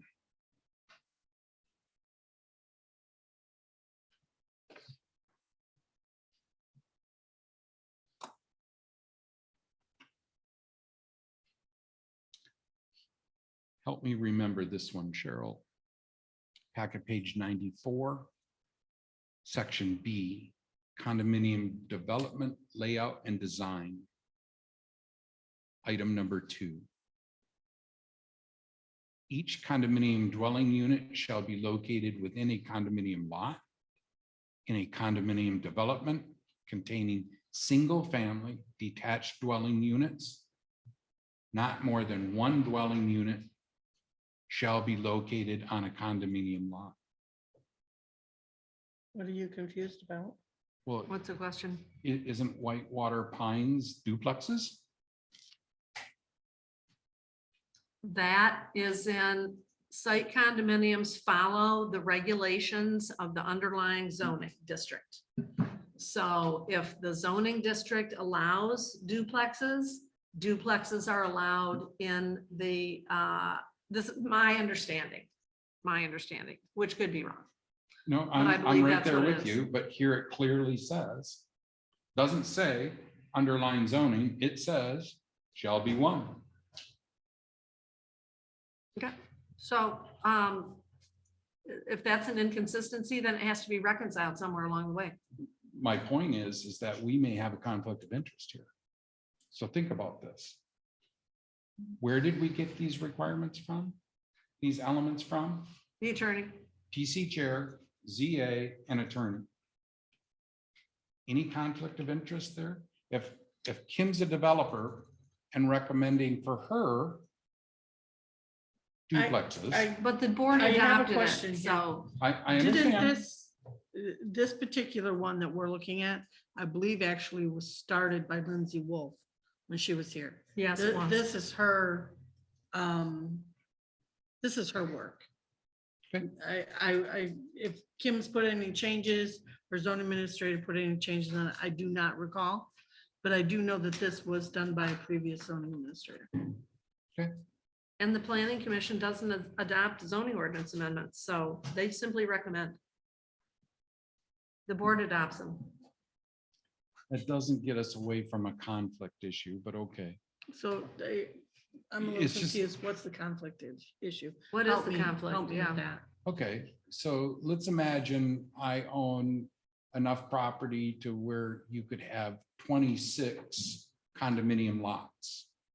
And I put 58 condominium units on those 26 lots. Duplex. Yep, duplexes. But anybody who comes after me can only put one on it. Yeah. Again, this wasn't in place when it was approved. I get That's it. right. I get it. They- Just That's something right. for us to think about. Because I'm sure, And also, I'm pretty sure that when the planning commission went through their public hearing or whatever they did on this, Kim recused herself from the table and didn't vote on this. that could be. So, you know, to go back and now like try to relitigate that whole thing, and we don't have all those documents in front of us. You're missing the point. But is the question, but zoning changes, so what was acceptable is not now. 5 acre issue is a good example. Sure. It was 1 acre, now it's 5 acre. Mhm. This is the same thing, I believe. Yep. But if that's something you want to look at It's for just that changes, then I'm not proposing any changes. I'm just proposing that the board be aware of these items as they come forward to us. Because as you pointed out, we're going to get a new 25 Mhm. and Kim's a developer. Mhm. If we don't get in front of this and address it now, somebody is going to bring it to our attention. sure. And if we think any differently, by the smiles that I see out in the audience, we just have to be aware of it.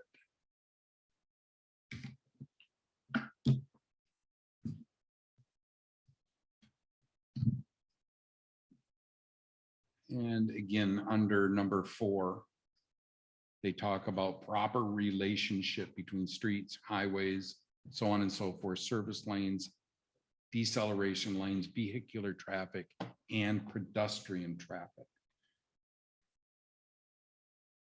So one would think that there has to be a requirement for those circulation patterns between pedestrian and vehicular. But there I isn't. know there's traffic studies that are required. So if you look up pedestrian and vehicular circulation. Those are design elements Mhm. rather than traffic study, which is a data. But it's all listed in the same area. Remarkably, it's all in there. It's in the planning stage where you say you need this many sidewalks, you need this much open space. Find that in our ordinance, find that. It's not there, You're saying the actual standards itself. right? Well, I believe that was in the master plan, but it was taken out. Why would a master plan? Because it's a future growth, what you're envisioning, that was taken out. I could be wrong, Sure. okay? But I have seen this in our zoning ordinance. That information's in there, not right here. And if it's not referred to that, I mean, because there was quite a bit of talk about how restrictive this township is when it comes to development. You gotta have so many trees, they can only be this height, your roof has gotta be this color, your fences can't be, I mean, developers don't wanna build anything in this township. So a lot of that was looked at. Village especially had those. Maybe that's what I'm thinking. It's in the village. Yeah, because I would love to sit down and find those I'm requirements. sure Kim could tell us. It was a hot button for her. Well, and that's why it would have been advantageous to schedule this meeting when Bob was available. So that I'm sure a lot of this stuff can be answered. Back at page 95. Again, this comes to us in 2021, okay? Item number 6. Land subject to flooding, otherwise deemed by the township uninhabitable. In 2018, the township transferred this responsibility to the building department. I don't know if it was the first July meeting or the second July meeting. I could not actually access minutes to 2018 meetings. And so are you saying that we have some allegation that this Bags Road development is going to cause flooding? You know, I've heard people saying, well, you're going to have a problem with water. Well, are they a hydrologist? I don't know. But this is going to be reviewed by the proper authorities at the county. And they're going to have to meet state laws. Any developer is going to have to meet state laws and anything like that. So I don't see that as an issue. There's going to be a drainage plan. There's all of that stuff is going to be addressed. We haven't seen any of that yet because it hasn't come to the planning commission yet. But I'm confident that all of those things are going to be addressed by the plan, and the plan has been submitted to the people who actually have to issue those permits. We don't issue those permits here. Michigan So- Department The of point- Environmental Great Lakes Energy. If the proposed special use is a property with surface water, wetland, groundwater, or otherwise required a permit from Eagle. I mean, they put protections in this new one. My point is, Cheryl, is that as late as 2021, we were receiving improper information from legal, PC, and ZA So on our Ron, process. I don't number 6 yeah, I here, where don't it says township, believe that. it should be replaced with what agency is actually going to be looking at it, is what you're saying. Yeah, Okay. yeah. And you're I saying call that's that- what the new Article 25 does? Well, I'm, yes, but this is not Article 25. This is 28. Right, 20, So- right, okay. I call this housekeeping. These things are always going to come up when things change. What I established in this review for myself is just how far out of whack, not just one particular portion, 25, 28, doesn't matter. And the other thing that was so disheartening is that as late as 2021, we're still making the same mistakes. We're not addressing any of the issues as far as standards. And now here we are.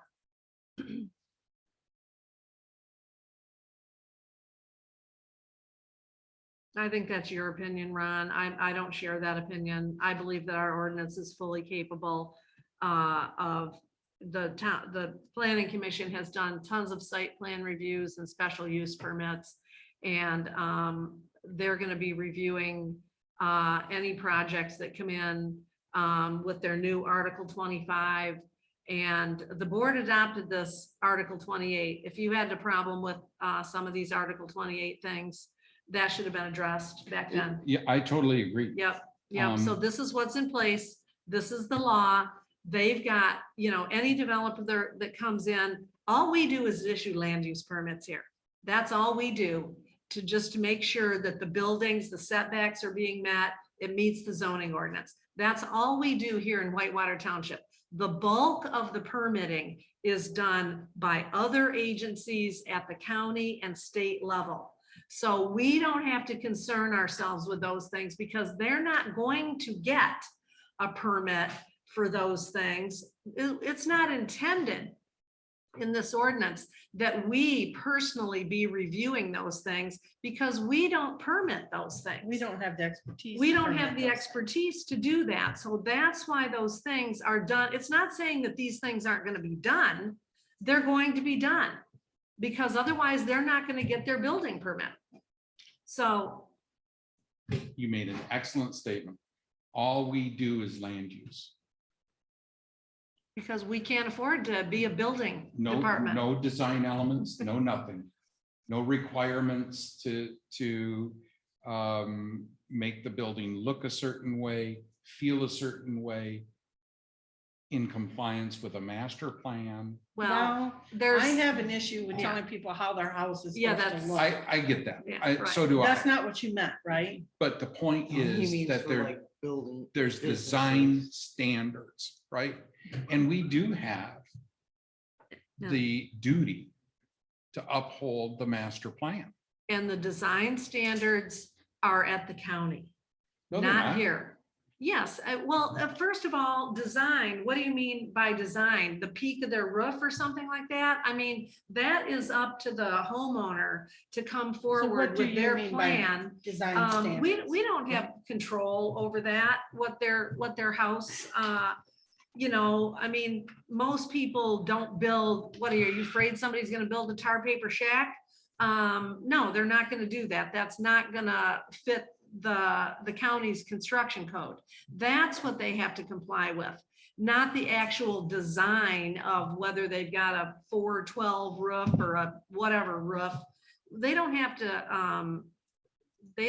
to, you're getting into things that are not required, and they shouldn't be required design standards. So what do for- you mean We're by not design trying to build standards, every Ron? house the same here in the township. We're using Cheryl's point about housing design, 412 pitch, siding, so on and so forth, to draw an illustration of those are the types of things we need to be looking at for site condominium rules. So we're not designing the house, but we have the duty to design the property. We have the duty to So put you're in the saying sidewalk it's- or the streetlights. Well, our ordinance says so right here, Cheryl. It But says. it doesn't say where you know, they've got their plan here, right? One of these documents that was handed out is a copy of their Sure. thing. So it has to just meet our ordinance as far as setbacks and stuff like that, and the zoning district that it's in. It doesn't have to be, you know, I mean, this is the shape of the property. So that's what the developer has come up with to maximize the use of the property. He owns the property. He can decide what the design is. No. The only, But yes, he our can. planning The only commission, thing, through site plan review, can say, can deny or approve with conditions, which is changes. They can say, no, you can't have those two in the middle. You need more open space. Go back and try again. But And they where, have. where is that open space called out in our ordinance? So we Well, are if it told, it refers to the site condominium, yep, and in the site condominium ordinance, or excuse me, the PUD, it refers to the PUD, and the PUD, it spells out that you have to have. It doesn't say where it has to be, because if I remember right, it also says some of those wetlands or lowlands can also be used as green space. Your green space can be open fields, it can be playgrounds, it can be a park within your little community there. I mean, no, it says to look at the PUD. But Della, So- as I mentioned earlier, a developer can come in and go through, say that I want to, this is my understanding of it. I'm bringing in a site condominium project. If they want to develop it as a PUD, they have to follow the PUD standards. If they don't want to develop it as a PUD, they don't have to. And then it's under the Article 28. That's what Kim Mangus said at a meeting, and Bob Hall agrees with that, that is what the ordinance says. So here again, we're back to, for that part of it, we need the attorney's office to specifically tell us whether who's right or who's wrong as far as the interpretation of that paragraph D under Article 28. Strictly by the law. and actually, if we wanted to follow the zoning enabling act and the ZBA, I think the board can actually petition them for an interpretation. I really think that is the true process that we need to Maybe. follow here. So at any rate. On And they would likely seek advice from the attorney. So- exactly, but it's following the process, Cheryl. Right, yeah, I get it. And that's really what this whole question is about, is following the process. And so there's a disagreement in what we read and what other people read. So here's on packet page 96, 2817, paragraph B. That's where it calls for 2 years. So we have a direct contrast with 2515 here. You need 2815. We are in 2817, item B, paragraph B, I'm sorry. Right. And you said 25. Yep, it's in direct contrast with 2515, which says 1 Yeah. year or 365 days, actually. That's if the deed has not been recorded. Like Kim had to have all those deeds recorded and proven to us. So if they have up to 2 years to do that.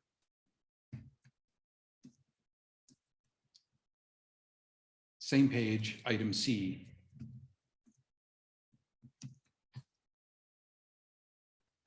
What is an approval contract that the board has to do? Under 2816 E and F, the board is already providing written finding of fact.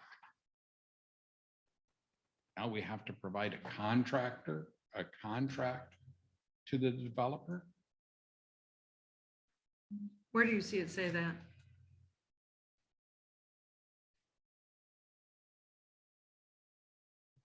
In the title.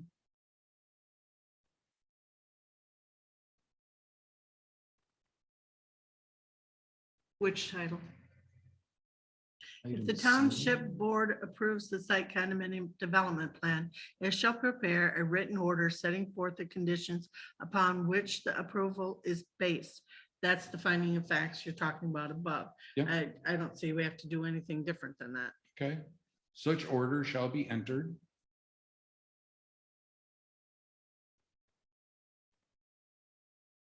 Yeah.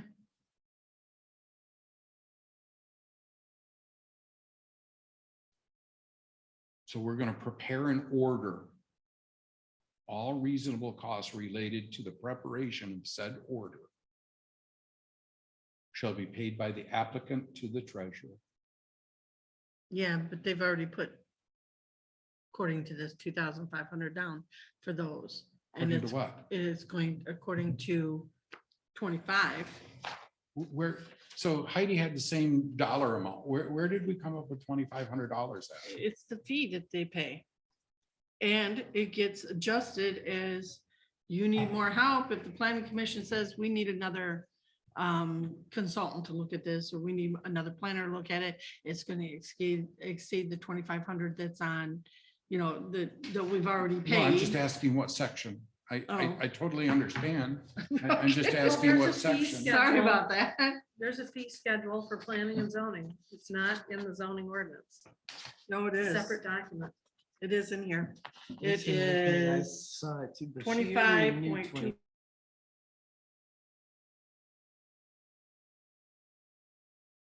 In here see. too, It's though. I in saw the it in here 25, too. It's in old too, but It's it's in old. $2,500. Yeah, $2,500. But it is a whole lot bigger for application fees in this new one. It's a small paragraph. This is it. See that? They've added a lot of why they need the fees and what they're gonna do if they need more. And they have to be paid or the application goes away, kind of thing. And this is all in addition to the 125% requirement. For developers developing a big project though, Ron, they are fully aware that they're gonna have to pay that 25%. 125%. Let's be clear. That's 125%. So if I've got $1 million that I'm going to put into the dirt to build the sidewalk or build the road or whatever, how much do I have to have on deposit with the township? 1.25 million. But is it in the form of a bond, which isn't gonna cost them 1.25? Well, as our ordinance says, can be cash, certified check, whatever, and you're supposed to track it. Yep, you Sure. do track. That's what our ordinance says. Well, if that's an issue, maybe we should find out if that was a typo and we just missed it. Well, clearly, that's what I thought too. But going back and looking at the reason we collect 125%, it's because now that the developer has made this plan and it's been approved by the township and everybody's happy with it, he, for some reason, no longer wants to do the project and leaves. Or like what happened at Truax, they never got their second, because they were supposed to have 2 layers of the asphalt. They only got 1. And so now we have the funds to go back through and put the second layer in. So it's in addition to is my interpretation, Yeah. but I'm still interested. I don't know if that's reasonable though.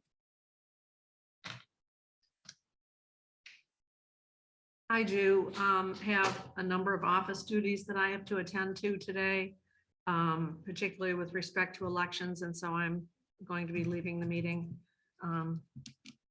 So, okay, thank you.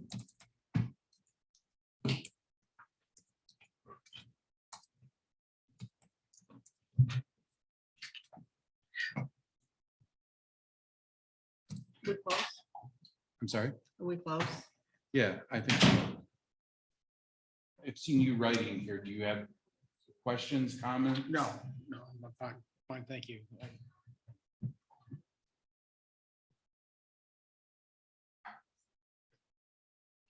So packet page 114, this is under planned unit development. So thus far, questions? Question, you jumped over 2816D, where it states we must use Article 25 for site review. Yeah. Did you know that in Article 25, it states that every structure or dwelling unit must have access to a public street? Yep. So not a private road, a public street. So I can make a private road a public private road. Would have to be made public. public doesn't mean it's maintained by the Grand Traverse County Road Commission. It just means you and I can drive on it too. It means that UPS can drive on it, because truly a private road, UPS won't deliver to. They will not drive down a private road. Really? I don't know. Not supposed to. Illegal? I don't know that. I did it for 35 years. I don't think it's illegal.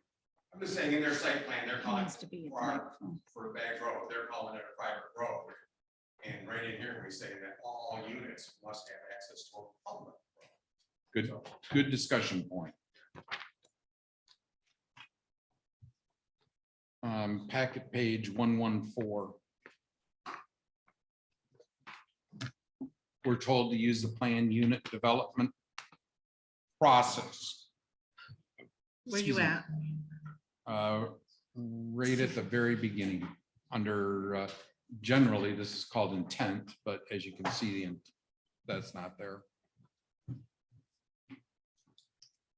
The planned unit development is meant to preserve large tracts of intact open space.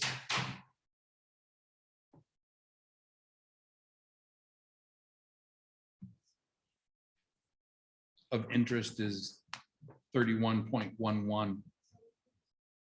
Conventional developments are those that are not PUDs and that comply with the conventional development requirements without setting aside land as permanently protected open space. The township discourages this type of development where it may detract from the township's rural landscape and natural resources. There's a whole lot of intent here that apparently we're not bound by law to follow.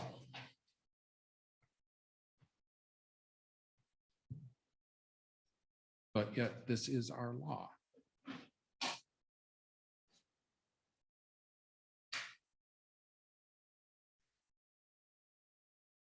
Because that's what your master plan says. Because that's what the master plan says. Seems to me like this is written to support the master plan. We don't like that, so we want to rewrite it. Or we want to say, oh, no, we're not supposed to follow this particular portion because I read it a different way.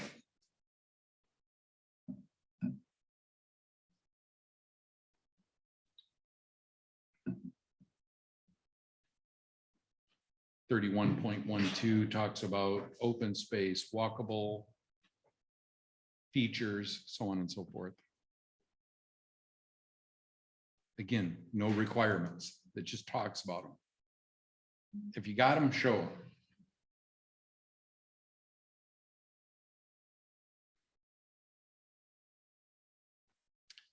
Here's where we tie PUD into subdivision again. Under packet page 115, section 31.22. The allowable residential units may be developed as single family and in RC A1, R2, so and so, two family in A1, RC, so on and so forth, provided that applicable special use permit requires are satisfied. Planned unit development may be accomplished through the subdivision control ordinance approval process. So just to recap, site condominiums are supposed to go to PUDs and PUDs are supposed to go to subdivision control,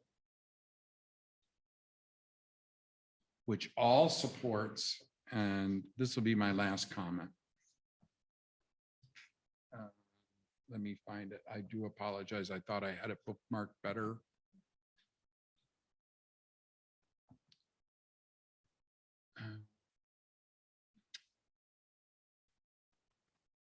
So many pages.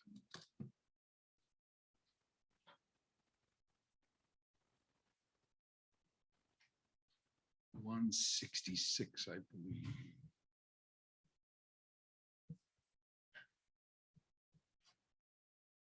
I'm jumping way ahead in the actual condominium law. And I believe it's 559166.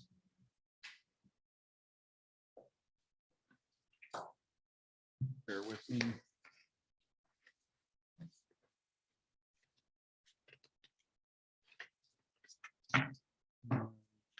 Well, 166 is important, but it's not the one I was looking for.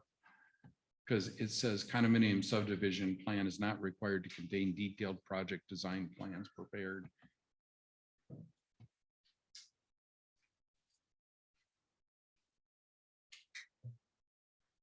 Oh, hang on, I can find it a different way. Bear with me. I'm sorry.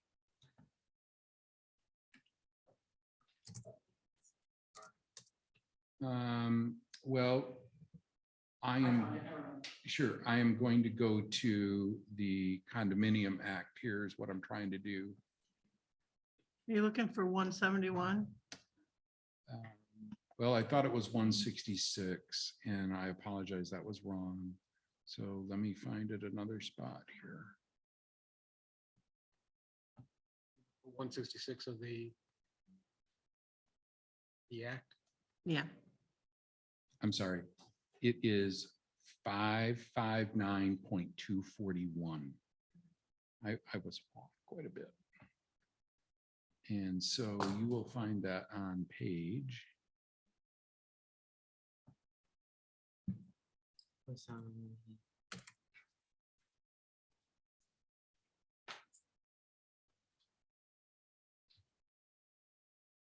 It's way down there.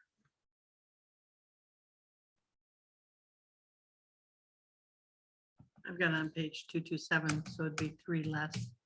So 224. Is that right? Well, It's close. 224 In the 559s.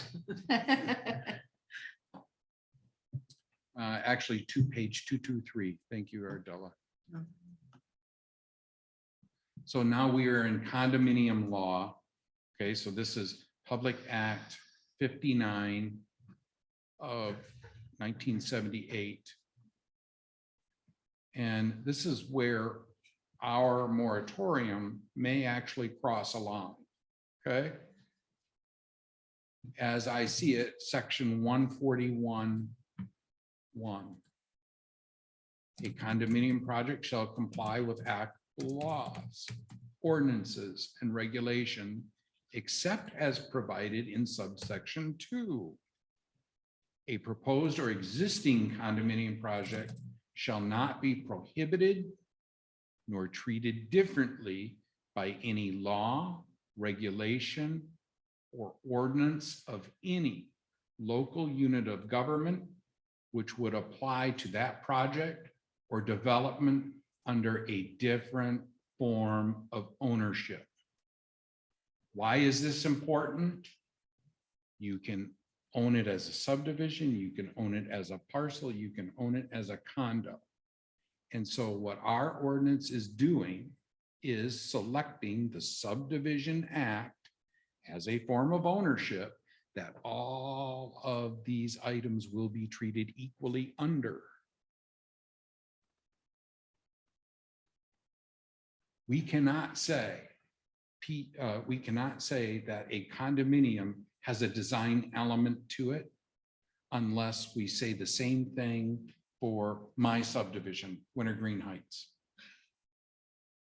We cannot say that a site condominium needs to have different design elements in the land division itself than any other subdivision.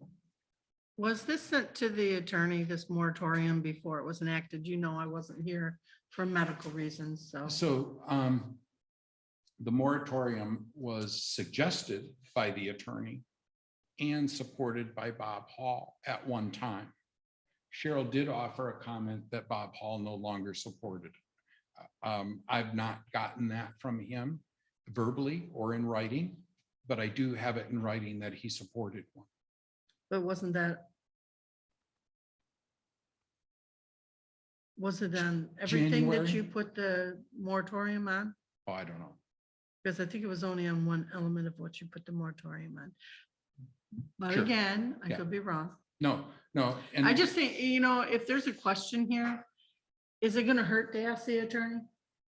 We don't need to, just for clarification that what you did was legal and okay. This comment really isn't about what we did as much as support for how our ordinance is actually saying, okay, well, if you've got a site plan, then you need to go to this one. And then when you go to this certain section, 25, 28, doesn't matter, tells you then to go to PUD. Okay, then you go to PUD says, oh, you got to go to subdivision. Yeah, I get it that And there's a that- lot of rabbits down the hole But here's why. thing going on. Because we cannot treat the different forms of ownership differently. We have to treat them all the same.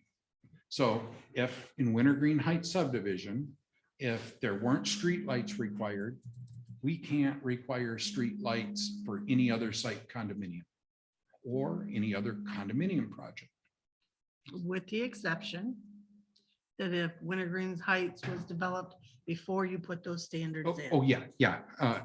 Absolutely, right? Everybody understands that caveat. Agreed, right? agreed. If we had two, if you were a subdivision developer and Della was a site condominium developer, and you each had 10 lots in your development, we could not apply a different standard to Ardella's proposal than to yours.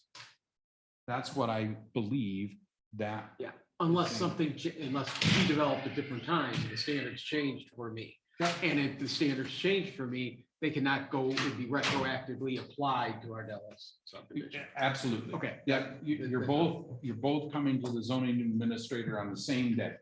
Okay, on the same day, Yep. same rules apply. Universal. Yep. The same rules Yep. have to apply. Agreed. And I think that's why our ordinance is so circular. And it actually goes outside of the zoning ordinance to our general ordinance number 16. I think Article 25, everything, like you just said, circulars back to 25. 25 is the site plan review. And all those other aspects rotate back to 25 so that we're consistent on all the different forms of ownership. Yep. Goes through 25. That's why 25 is so important. That's why 25 is so important. I really don't see an issue with the legality of our ordinance.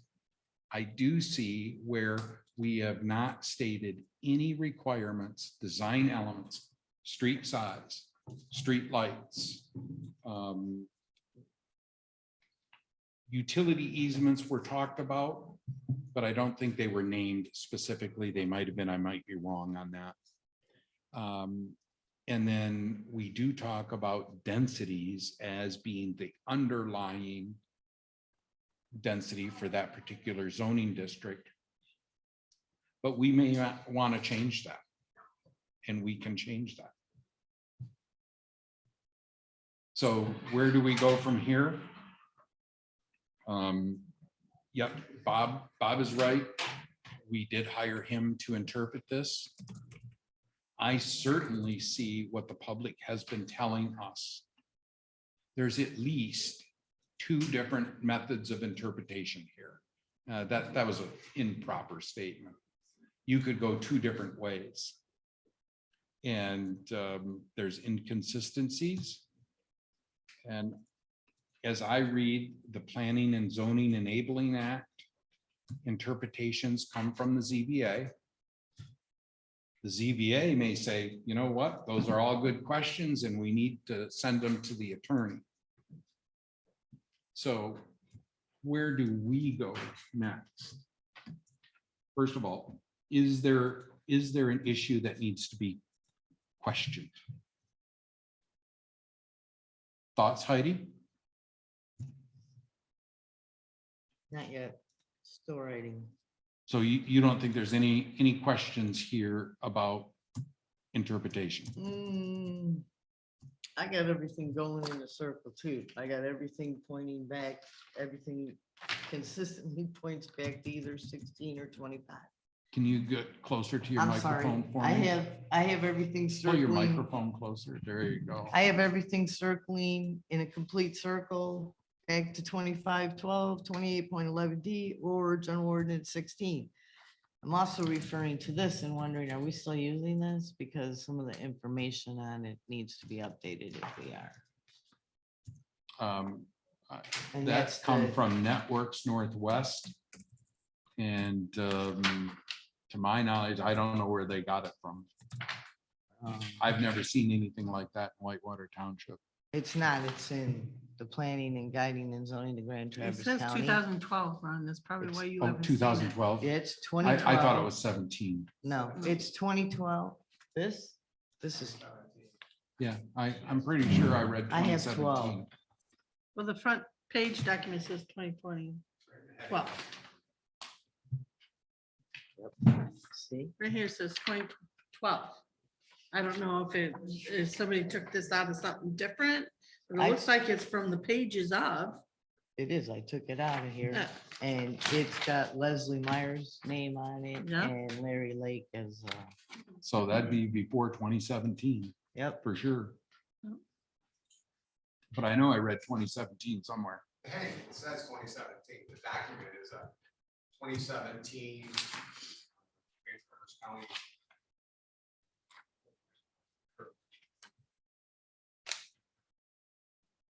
So long story short, I got the wrong version. Oh, well.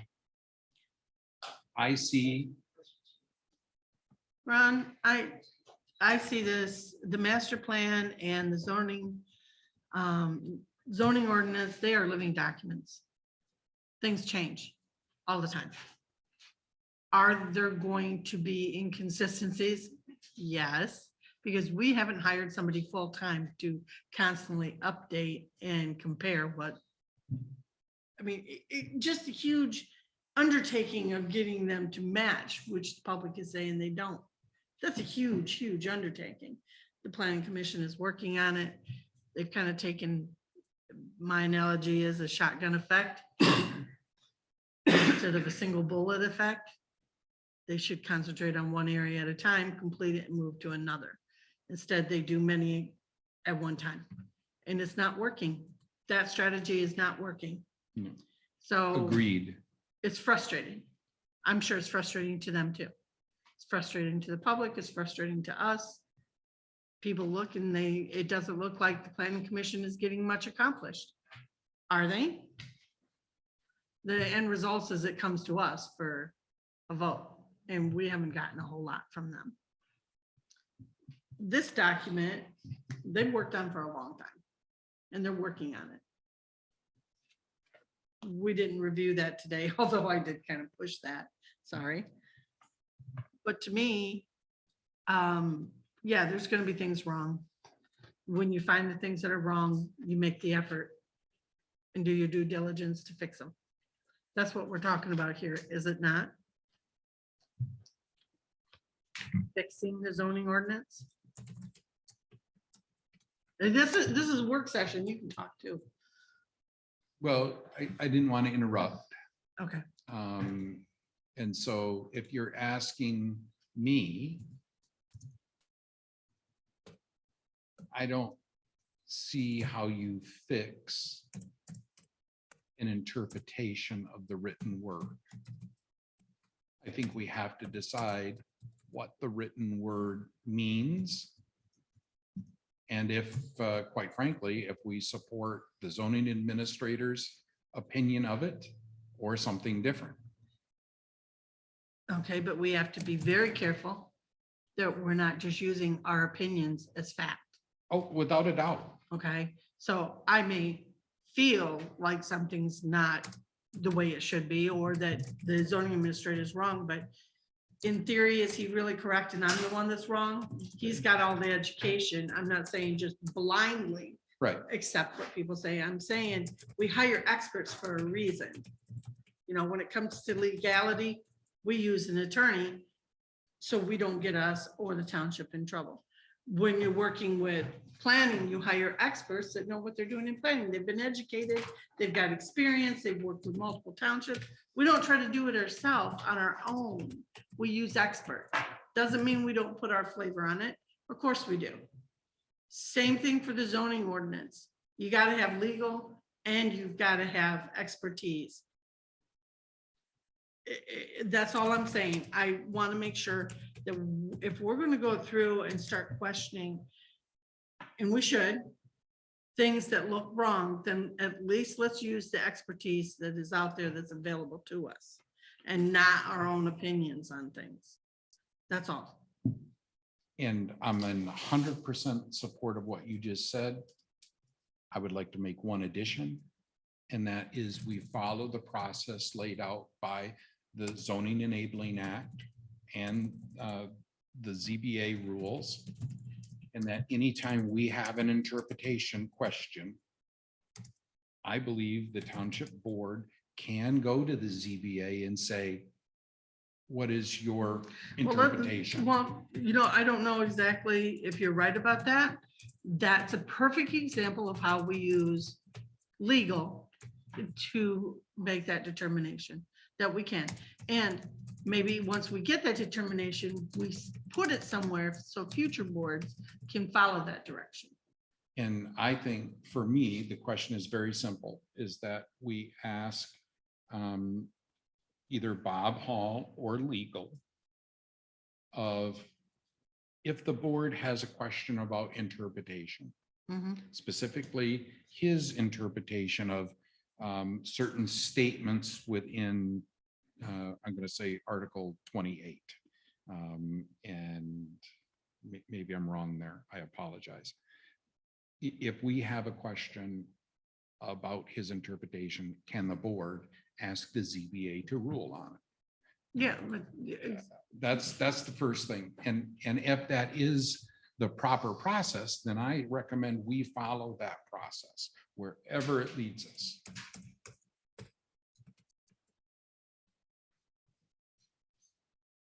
Logically, I would think that the ZBA would go to legal, right? If they couldn't come up with an interpretation of their own, I would think they would go to legal.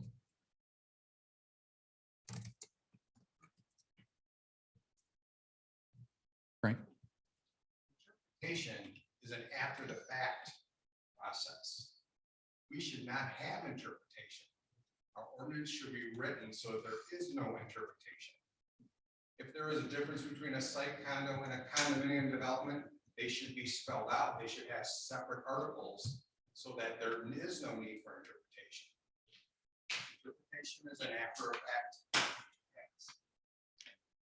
Shouldn't have that. From an analysis point of view, I grasp that idea. But here we have a document that seems to point people in two different directions. Just because I read it some way and someone else reads the document another way, you shouldn't be able to. But will you agree that we have that document in front of us? Yeah. And Okay. I think you have a perfect line item sitting there. You have 21, 28, all those that you rattled off. Now what we have to do is set priorities. What is, you know, we know how important 25 is. Everybody I think in this room agrees 25 is probably the most important article in there. So we're working on that. You know, Kim has that. She's worked on it for almost 2 years. It's very, very close. Shoot, most of the things that were wrong with it were just typos. You know, 30 inches instead of 30 feet, 50 inches instead of 50 feet. So that's all right. Now, what is the next priority that the planning commission should be working on? Sounds like 28 to me, because 28 has too much interpretation. You know, there is not enough. We get through 28, well, you're going to start to see everything start. 31 is going to fall into place. 25 is going to fall into place. 21 will fall into place. But it looks like we're doing it right from a process. 25 is the most important. 28. Now, I think what we should do, you people should do as a board, is then say, hey, PC, this is the next one you should be going after. This is the next one. Because it's just gonna flounder. 6 months, you guys know it.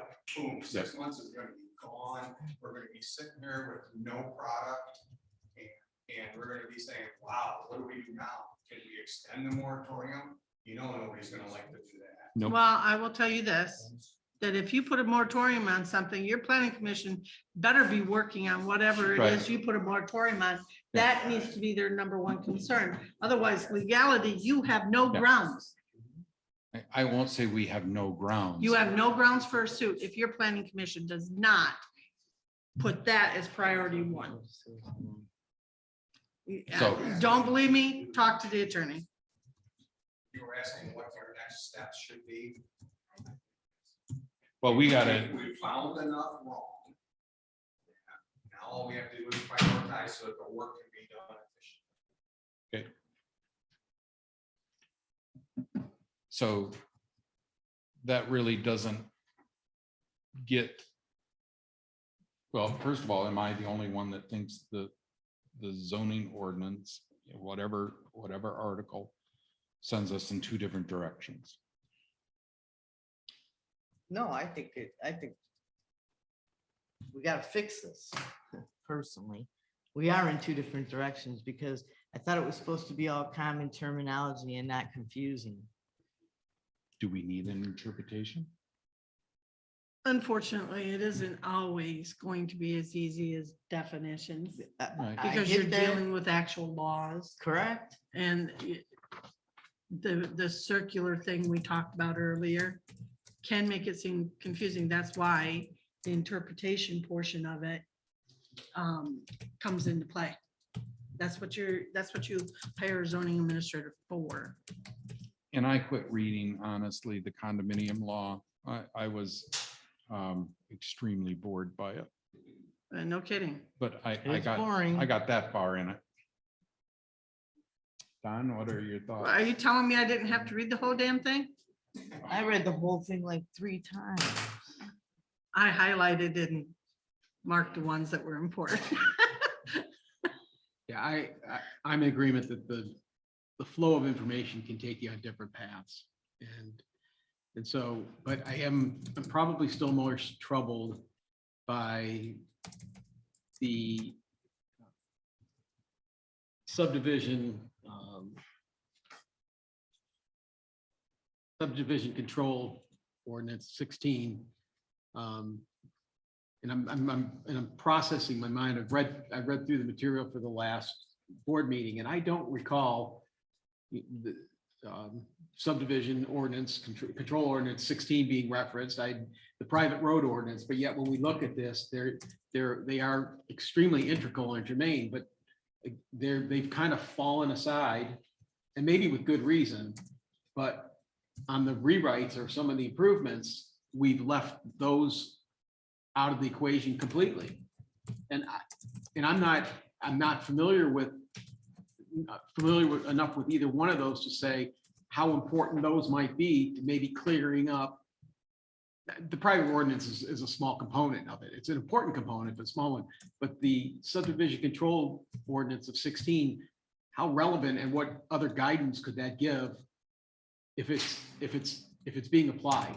And it's referenced numerous times, both in our papers and state papers, and I lack a term, but I'm just thinking how that has to be addressed or feathered in here. I think we might be missing a major component. In Article 16. Yeah. I totally agree. Can we get a copy of 16? Oh, yeah. Well, we don't in our documents, right? Because I, like you, have learned by this session, sitting down and going through everything that the public has pointed out to us as far as section numbers point to this, and this. And I read it from start to finish. And everything brought me back to 16, and I didn't understand why. Then when I get here and I read in here, meaning the Condominium Act, On my desktop. it says But we not have on to my treat laptop. all forms of ownership equally. Okay, that makes sense. Mhm. Now I understand why. I don't understand why PUD is in there, because that is a design element, not a form of ownership. But is what it On something unrelated to that, I mean, this is all related, but the process, the defined process to me is it's just of the highest degree in order to give a sense of order to what's going to happen in the initialization of an event. And the best way I could describe it is you're the zoning administrator and I'm a developer, and I come to you, and under today's, what I keep hearing is the developer is choosing which way to develop that property. I can't for the life of me fathom how the developer gets to choose what set of rules they want to follow. That if you're the zoning administrator, Ron, I'm going to expect you're going to look at that application, say, I don't care what you're going to tell me. I will tell you what those rules are after I look at this process and look at what the development is. But to have a developer tell me, But don't you tell think- you, Oh, I'm sorry. tell you that I'm coming in and I'm going to develop these 40 acres. And by the way, I'm going to develop it this way. And I don't know what I'm expecting that you're going to look at me and go, you wrong township, because this is what you're going to rules. develop under. And Yeah, but so don't you think that's where the interpretation comes in? I He think says this does not fit what you're doing. You actually belong under this category. Do you still want to move forward? could be, yeah, could be. And that's why I'm just saying that I think without a lack of that defined step by step, I think that exactly what you said, Ardella, can happen and is happening maybe. Yeah. So. in my thought process in all of this is, why would we call a land division? So I'm just buying a parcel of land. Why would we call a land division a PUD? We wouldn't. Why would we call a land division a site condominium? We wouldn't. I think the ordinance is not telling us to do that. I think the ordinance is telling us that if you want to develop your parcel, i.e. land division from 1967, if you want to develop your condo or you want to develop your site condo, the process you are going to follow is subdivision control. Doesn't say anything about the rules. We still have that problem to figure out. Right. What form of ownership you choose to convey your property in, we are going to use one process, and that process comes from General Ordinance number 16. Now, it may say site plan review and I don't know what 16 says. I have not read it in more than 3 years, maybe longer. And the only way you can get it is ask Cheryl for it. Basically, except she's got it on her laptop somewhere. Could that be made available No, on I the don't. website if this is so important? Why is it not available on the website for everybody to? Because not everything is PDF. We're talking old ordinances that came way before this board. Scan it and figure out a way to put it on there. That's part of what the codification thing was supposed to be about, is getting things in Word. I'm not sure what you just said, but I think it does exist because we looked at this during one of the previous site condominium issues we had. So I think there are It might have been electronic. Kim's. It might have been. I think there are electronic files around. I never expected to wind up in 16. I just didn't. When I put this packet together, and I'm embarrassed to admit, I don't deal with the zoning ordinance every day. It's not my job. We hire, as Adela said, we hire people to do that. But then all of a sudden you get another group of people, fresh eyes come in and saying, hey, something's wrong. So this board took the time to listen to what the public said, something's wrong. I don't agree yet that something's wrong. I just see where it puts us all the way around into a a completely different circle than what I thought we would be in. Otherwise, I would have included 16. I just didn't know.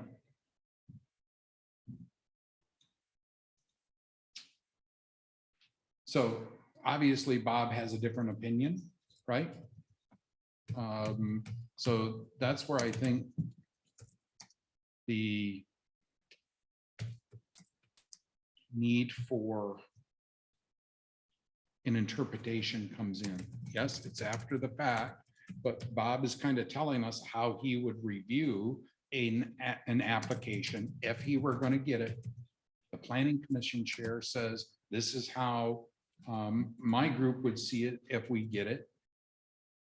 Then why is our ordinance written with these words? I can't answer. And I don't think it's our job to answer. I think law will tell us it's the ZBA's decision to interpret. And if they decide to go out to legal, then so be it. They, I think, have the authority to say, nope, this is right or that's right.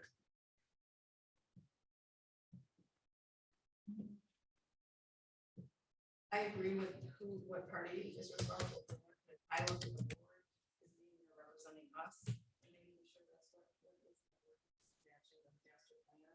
And I know it's an autonomous group of PC, but ultimately I think that's. Buck definitely stops here. Okay, I get that, except that the ZBA, Zoning Board of Appeals, is an appellate body. And so they also operate under a certain set of guidelines, just like the Court of Appeals would hear something that's a different or a lower court has decided upon. And so it kind of looks like our zoning administrator has decided on something.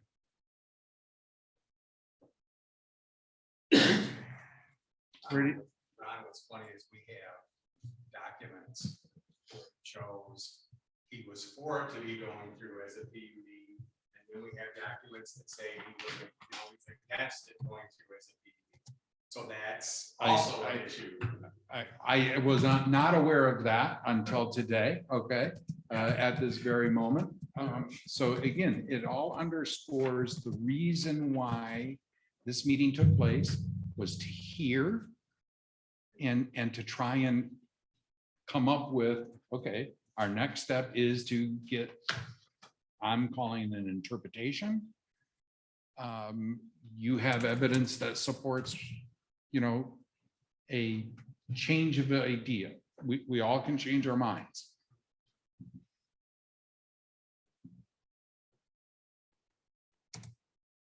So I would like to ask the attorney who would provide an interpretation of the zoning ordinance. If it's the ZBA, I'd like to forward it to the ZBA. If they decide to go to legal and get their questions answered, then so be it.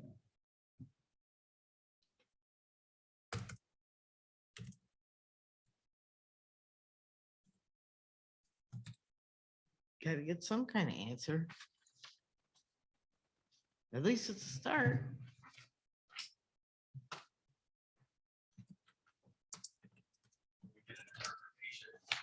And when we get that, we get to the PC, so that's what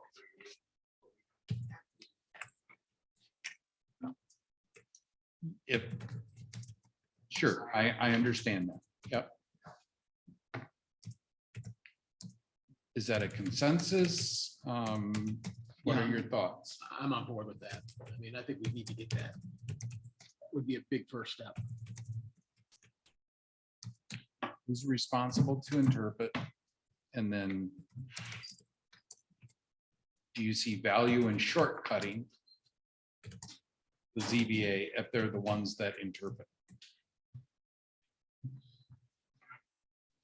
Maybe that should be in part of the question to the attorney. I don't know. There was a lot talked about today. There's a lot of questions.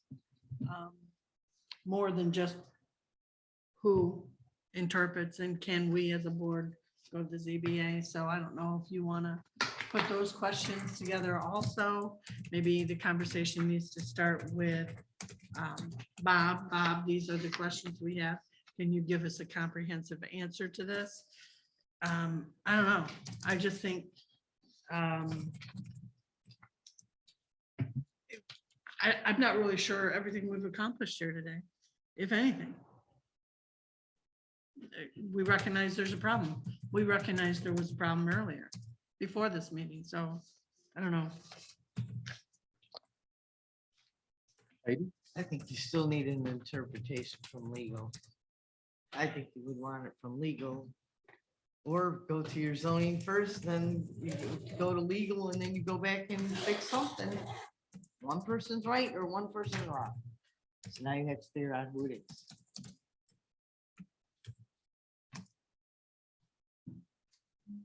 Who's right and who's wrong? Connie? We all know mistakes we made easily. Some of these ordinance amendments have come all the way from planning commission into legal, and then came here to this room for public hearing, where crazy, ridiculous mistakes were not seen by legal, the zoning administrator, the PC, and it took the public sitting here in these chairs to say 30 inches, your setback is 30 inches, 30, 50 inches. So, you know, those mistakes can easily happen. Even in a zoning administrator or planning commission interpreting these incorrectly or differently. So they need to say what they mean and mean what they say. We can't fight this every time a condo development comes in or a setback question comes in. We don't want to keep taking this to public hearing and then all this is costing money and nothing ever gets accomplished, or it doesn't seem like in a timely manner. A couple of years for changing ordinances, doing amendments. I have a They can't hear the distribution due audience. by a certain time today. I really want to be Okay. here for the rest of public No, comments. Could we move into public comments? I would like to know if we're gonna go to legal for whether or not the ZBA should hear it. Or do you just want to go to legal for an opinion? Or do you want to start with zoning administrator? I don't care. Just give me an idea. I would like somebody to sit down with the zoning administrator and point out the concerns that came up today. Okay. Ask him for his opinion, get it in writing, and then take that to legal. How is this Okay. interpreted? All I mean, right. I think that's a logical progression. Okay, that's what I will do. Okay, I'm good with that. And then I'll want to see whatever you have as far as flip-flop documents. Because like I said, That'll help you. I just learned about it today, so. Okay. So that, let's go to Don, are you? I'm supportive of Cheryl Ardella's last comments. All right. I think that resonates as a common sense approach, so. Who wants to sit down with Bob? I think you should. I think you should, personally. I Here's think why. you should. Here's why. In the grand scheme of things, it's you up here, then Bob. Bob sometimes doesn't even think he works for me, so hey, won't be me. That means the head that wears the crown. Yeah. Ardella, do read this though. I I'll go didn't with know. Cash is pulled the king, wrong that's about one, all but I this know. is a really, really good one. It is. So let's see, we'll go out to Zoom land. Anybody wishing to, please raise your hand, comments. Yes, Vern, good afternoon, sir. Yeah, thanks, Ron. And I greatly appreciate what you did. I think this meeting was very valuable. I think you heard a lot of things from the people. Having been in the corporate world for 30 plus years, the one thing that was always important is you start off with what they call a strategic plan. And then after you have a strategic plan, you develop what they call tactical plans. The tactical plans support the strategic plan. And then the analogy is being, the strategic plan is in this case, the master plan. And then after the master plan is defined and established, you work on the tactical plans. And again, my interpretation is that that's the ordinances and all the other legal things that going to go behind that. We don't have, in my view, a very solid and complete master plan. And therefore, what happens is the PC, I think the PC does a great job. I really do. Unfortunately, what I think the PC is trying to do is they're fighting fires, and they're not. There is no strategic plan or master plan that they're really following. They're trying to fight the fires with the ordinances. And I know we have a gentleman in our township. His name's, I think, is Bernie or Benny or something like that. He's done master plans in the past, and we've not hired him. I would suggest that we hire him to help put together a firm and solid master plan that then the PC can use to develop these ordinances. Otherwise, we're just going to continue fighting fires and not get anywhere. But I think this was a great meeting. I think you heard a lot of things from a lot of people. I think you've recognized that there is some issues that need to be fixed, and now we just need to come up with a way to get these things fixed. But thank you. I think you did a great job.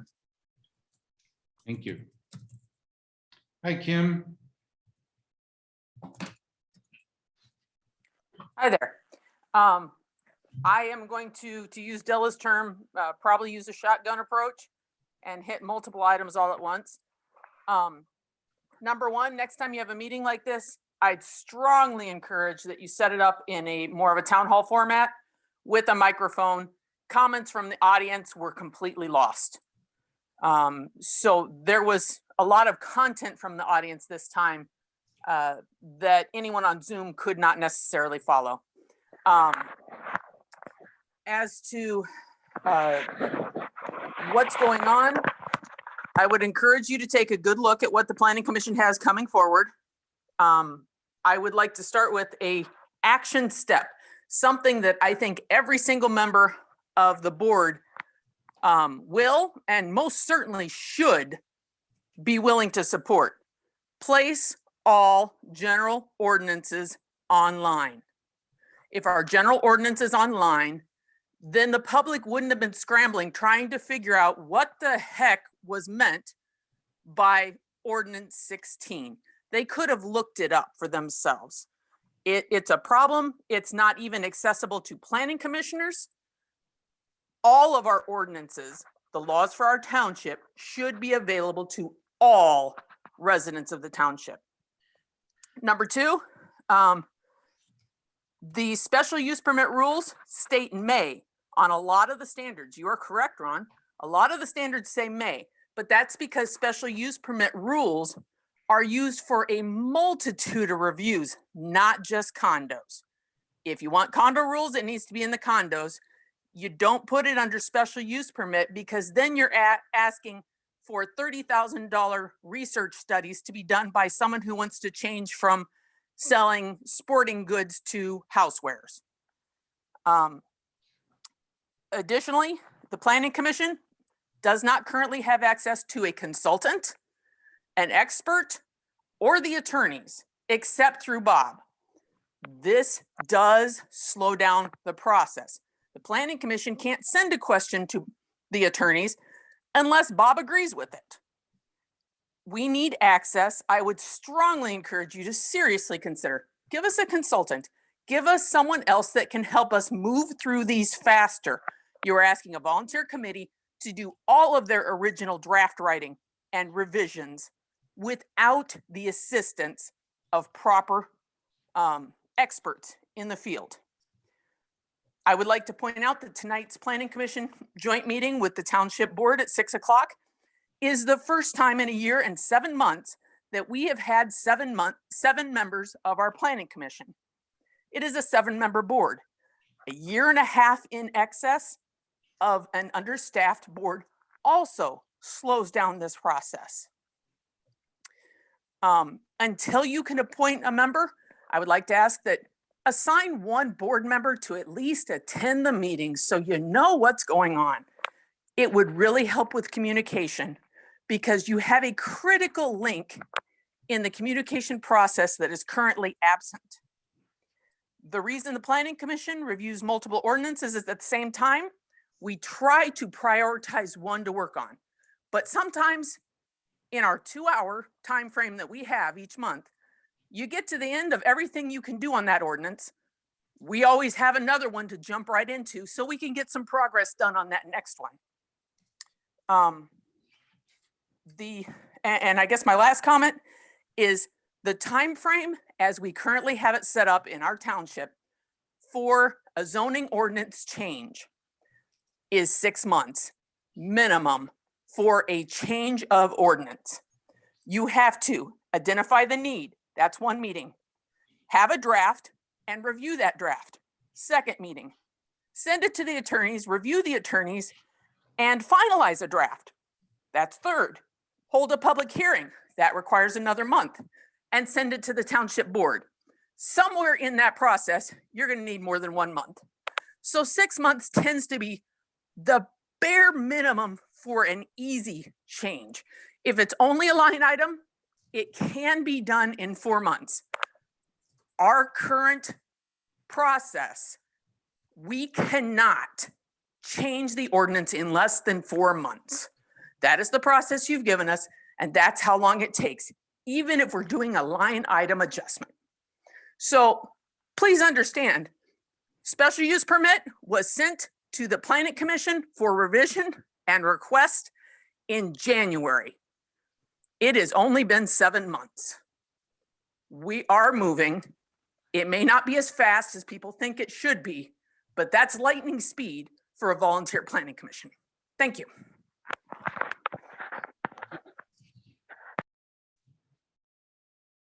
I don't see anyone else with their hands up in Zoom, so we'll come here to the Township Hall and revisit Zoom momentarily. Anyone out in Zoom land, if you would like to make a comment, please raise your hand. We'll get back to you. Connie Highmore, Bags Road, just really quick. Thanks for this meeting. We appreciate your listening ear and the talk in between you. It's given us some information to go back and look at. In the Township Guide to Planning and Zoning on page 84, each planning and zoning body, including the board, should meet together on a regular basis to discuss common issues and concerns. This should include dedicating at least one meeting a year as a joint session to discuss township planning issues. Cooperation is the key to achieving the township's vision. I just want to leave you with that because I don't know how often you guys gather together, your two, the board and the planning commission, because there's a big disconnect. And I think that in order to join together and work for the community that are your taxpayers and homeowners and property owners and business owners, we need you guys to be on the same page and working for the people, for the vision of the master plan. So I sure would like to see some joint things happening. I don't know if it ever happens or if you ever get to do that, but I think that would be really beneficial to all of us. Thank you. And thanks for everything today.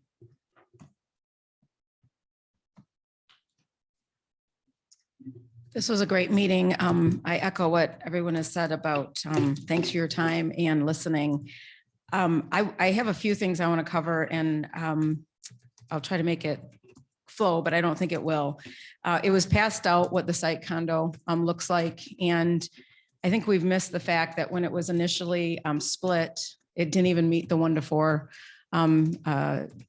width to length. So we're already starting with something that started with a Bob Hall making an exception. And that's where we are now. And it's affecting a lot more people, I think, as a result of it. The PC needs training and help. I thank them very much for their time. You guys have been, a lot of you have been doing this a long time, and look at the confusion that's happening. And a lot of the PC are new.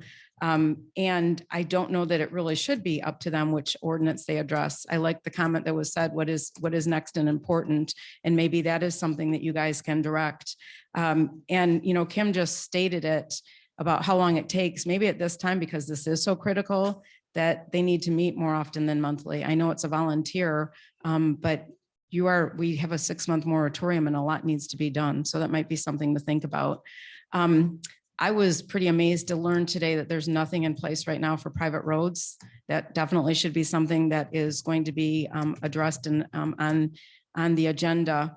And, you know, we were told, and it was said again today, that the developer got to choose. Kim and Bob both told us that. And again, I just think that just from the very base, that's wrong. This is the township. The township should be making that decision.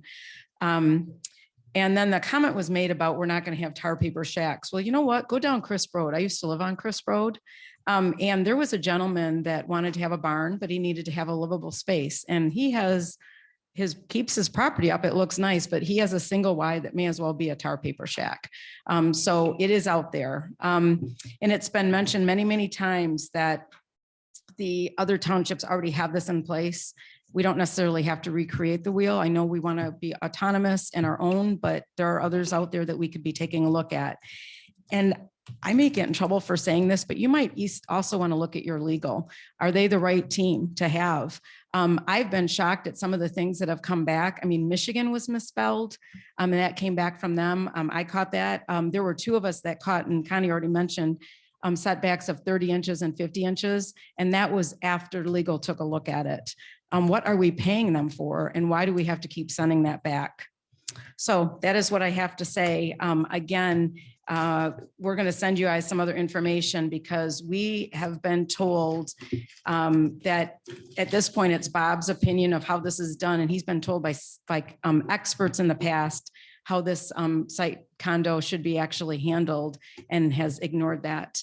He works here 1 day a week. Along with other places. And I want to make sure that he's here for us. There have been meetings that he hasn't been part of.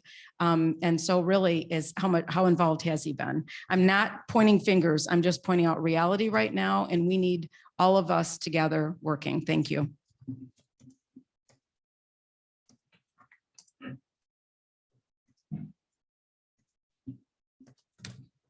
I'll just be short and sweet. Thank you for doing this, making this time for this meeting. I especially want to thank you guys for all talking civilly. That was so refreshing. You don't know how much that means in itself, that you guys were able to talk to each other, converse, figure things out, and not have that grudge that shows most of the time. Again, thank you for doing this, and we really appreciate what you guys do.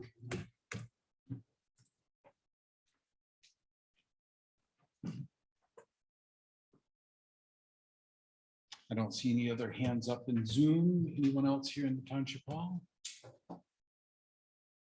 Board comments or discussion?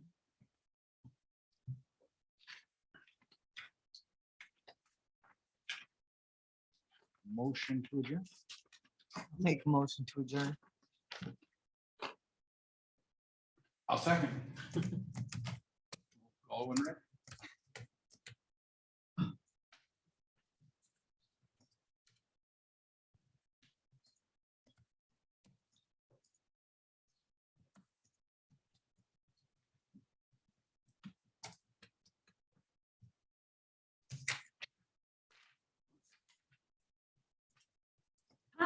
Yes. Goss. Ball. Bennett. Yes. Glenn. Yes. Velma. Yes. And we'll call it at 12:04. Thank you. Yeah, just thank you, board. I said it in writing, so.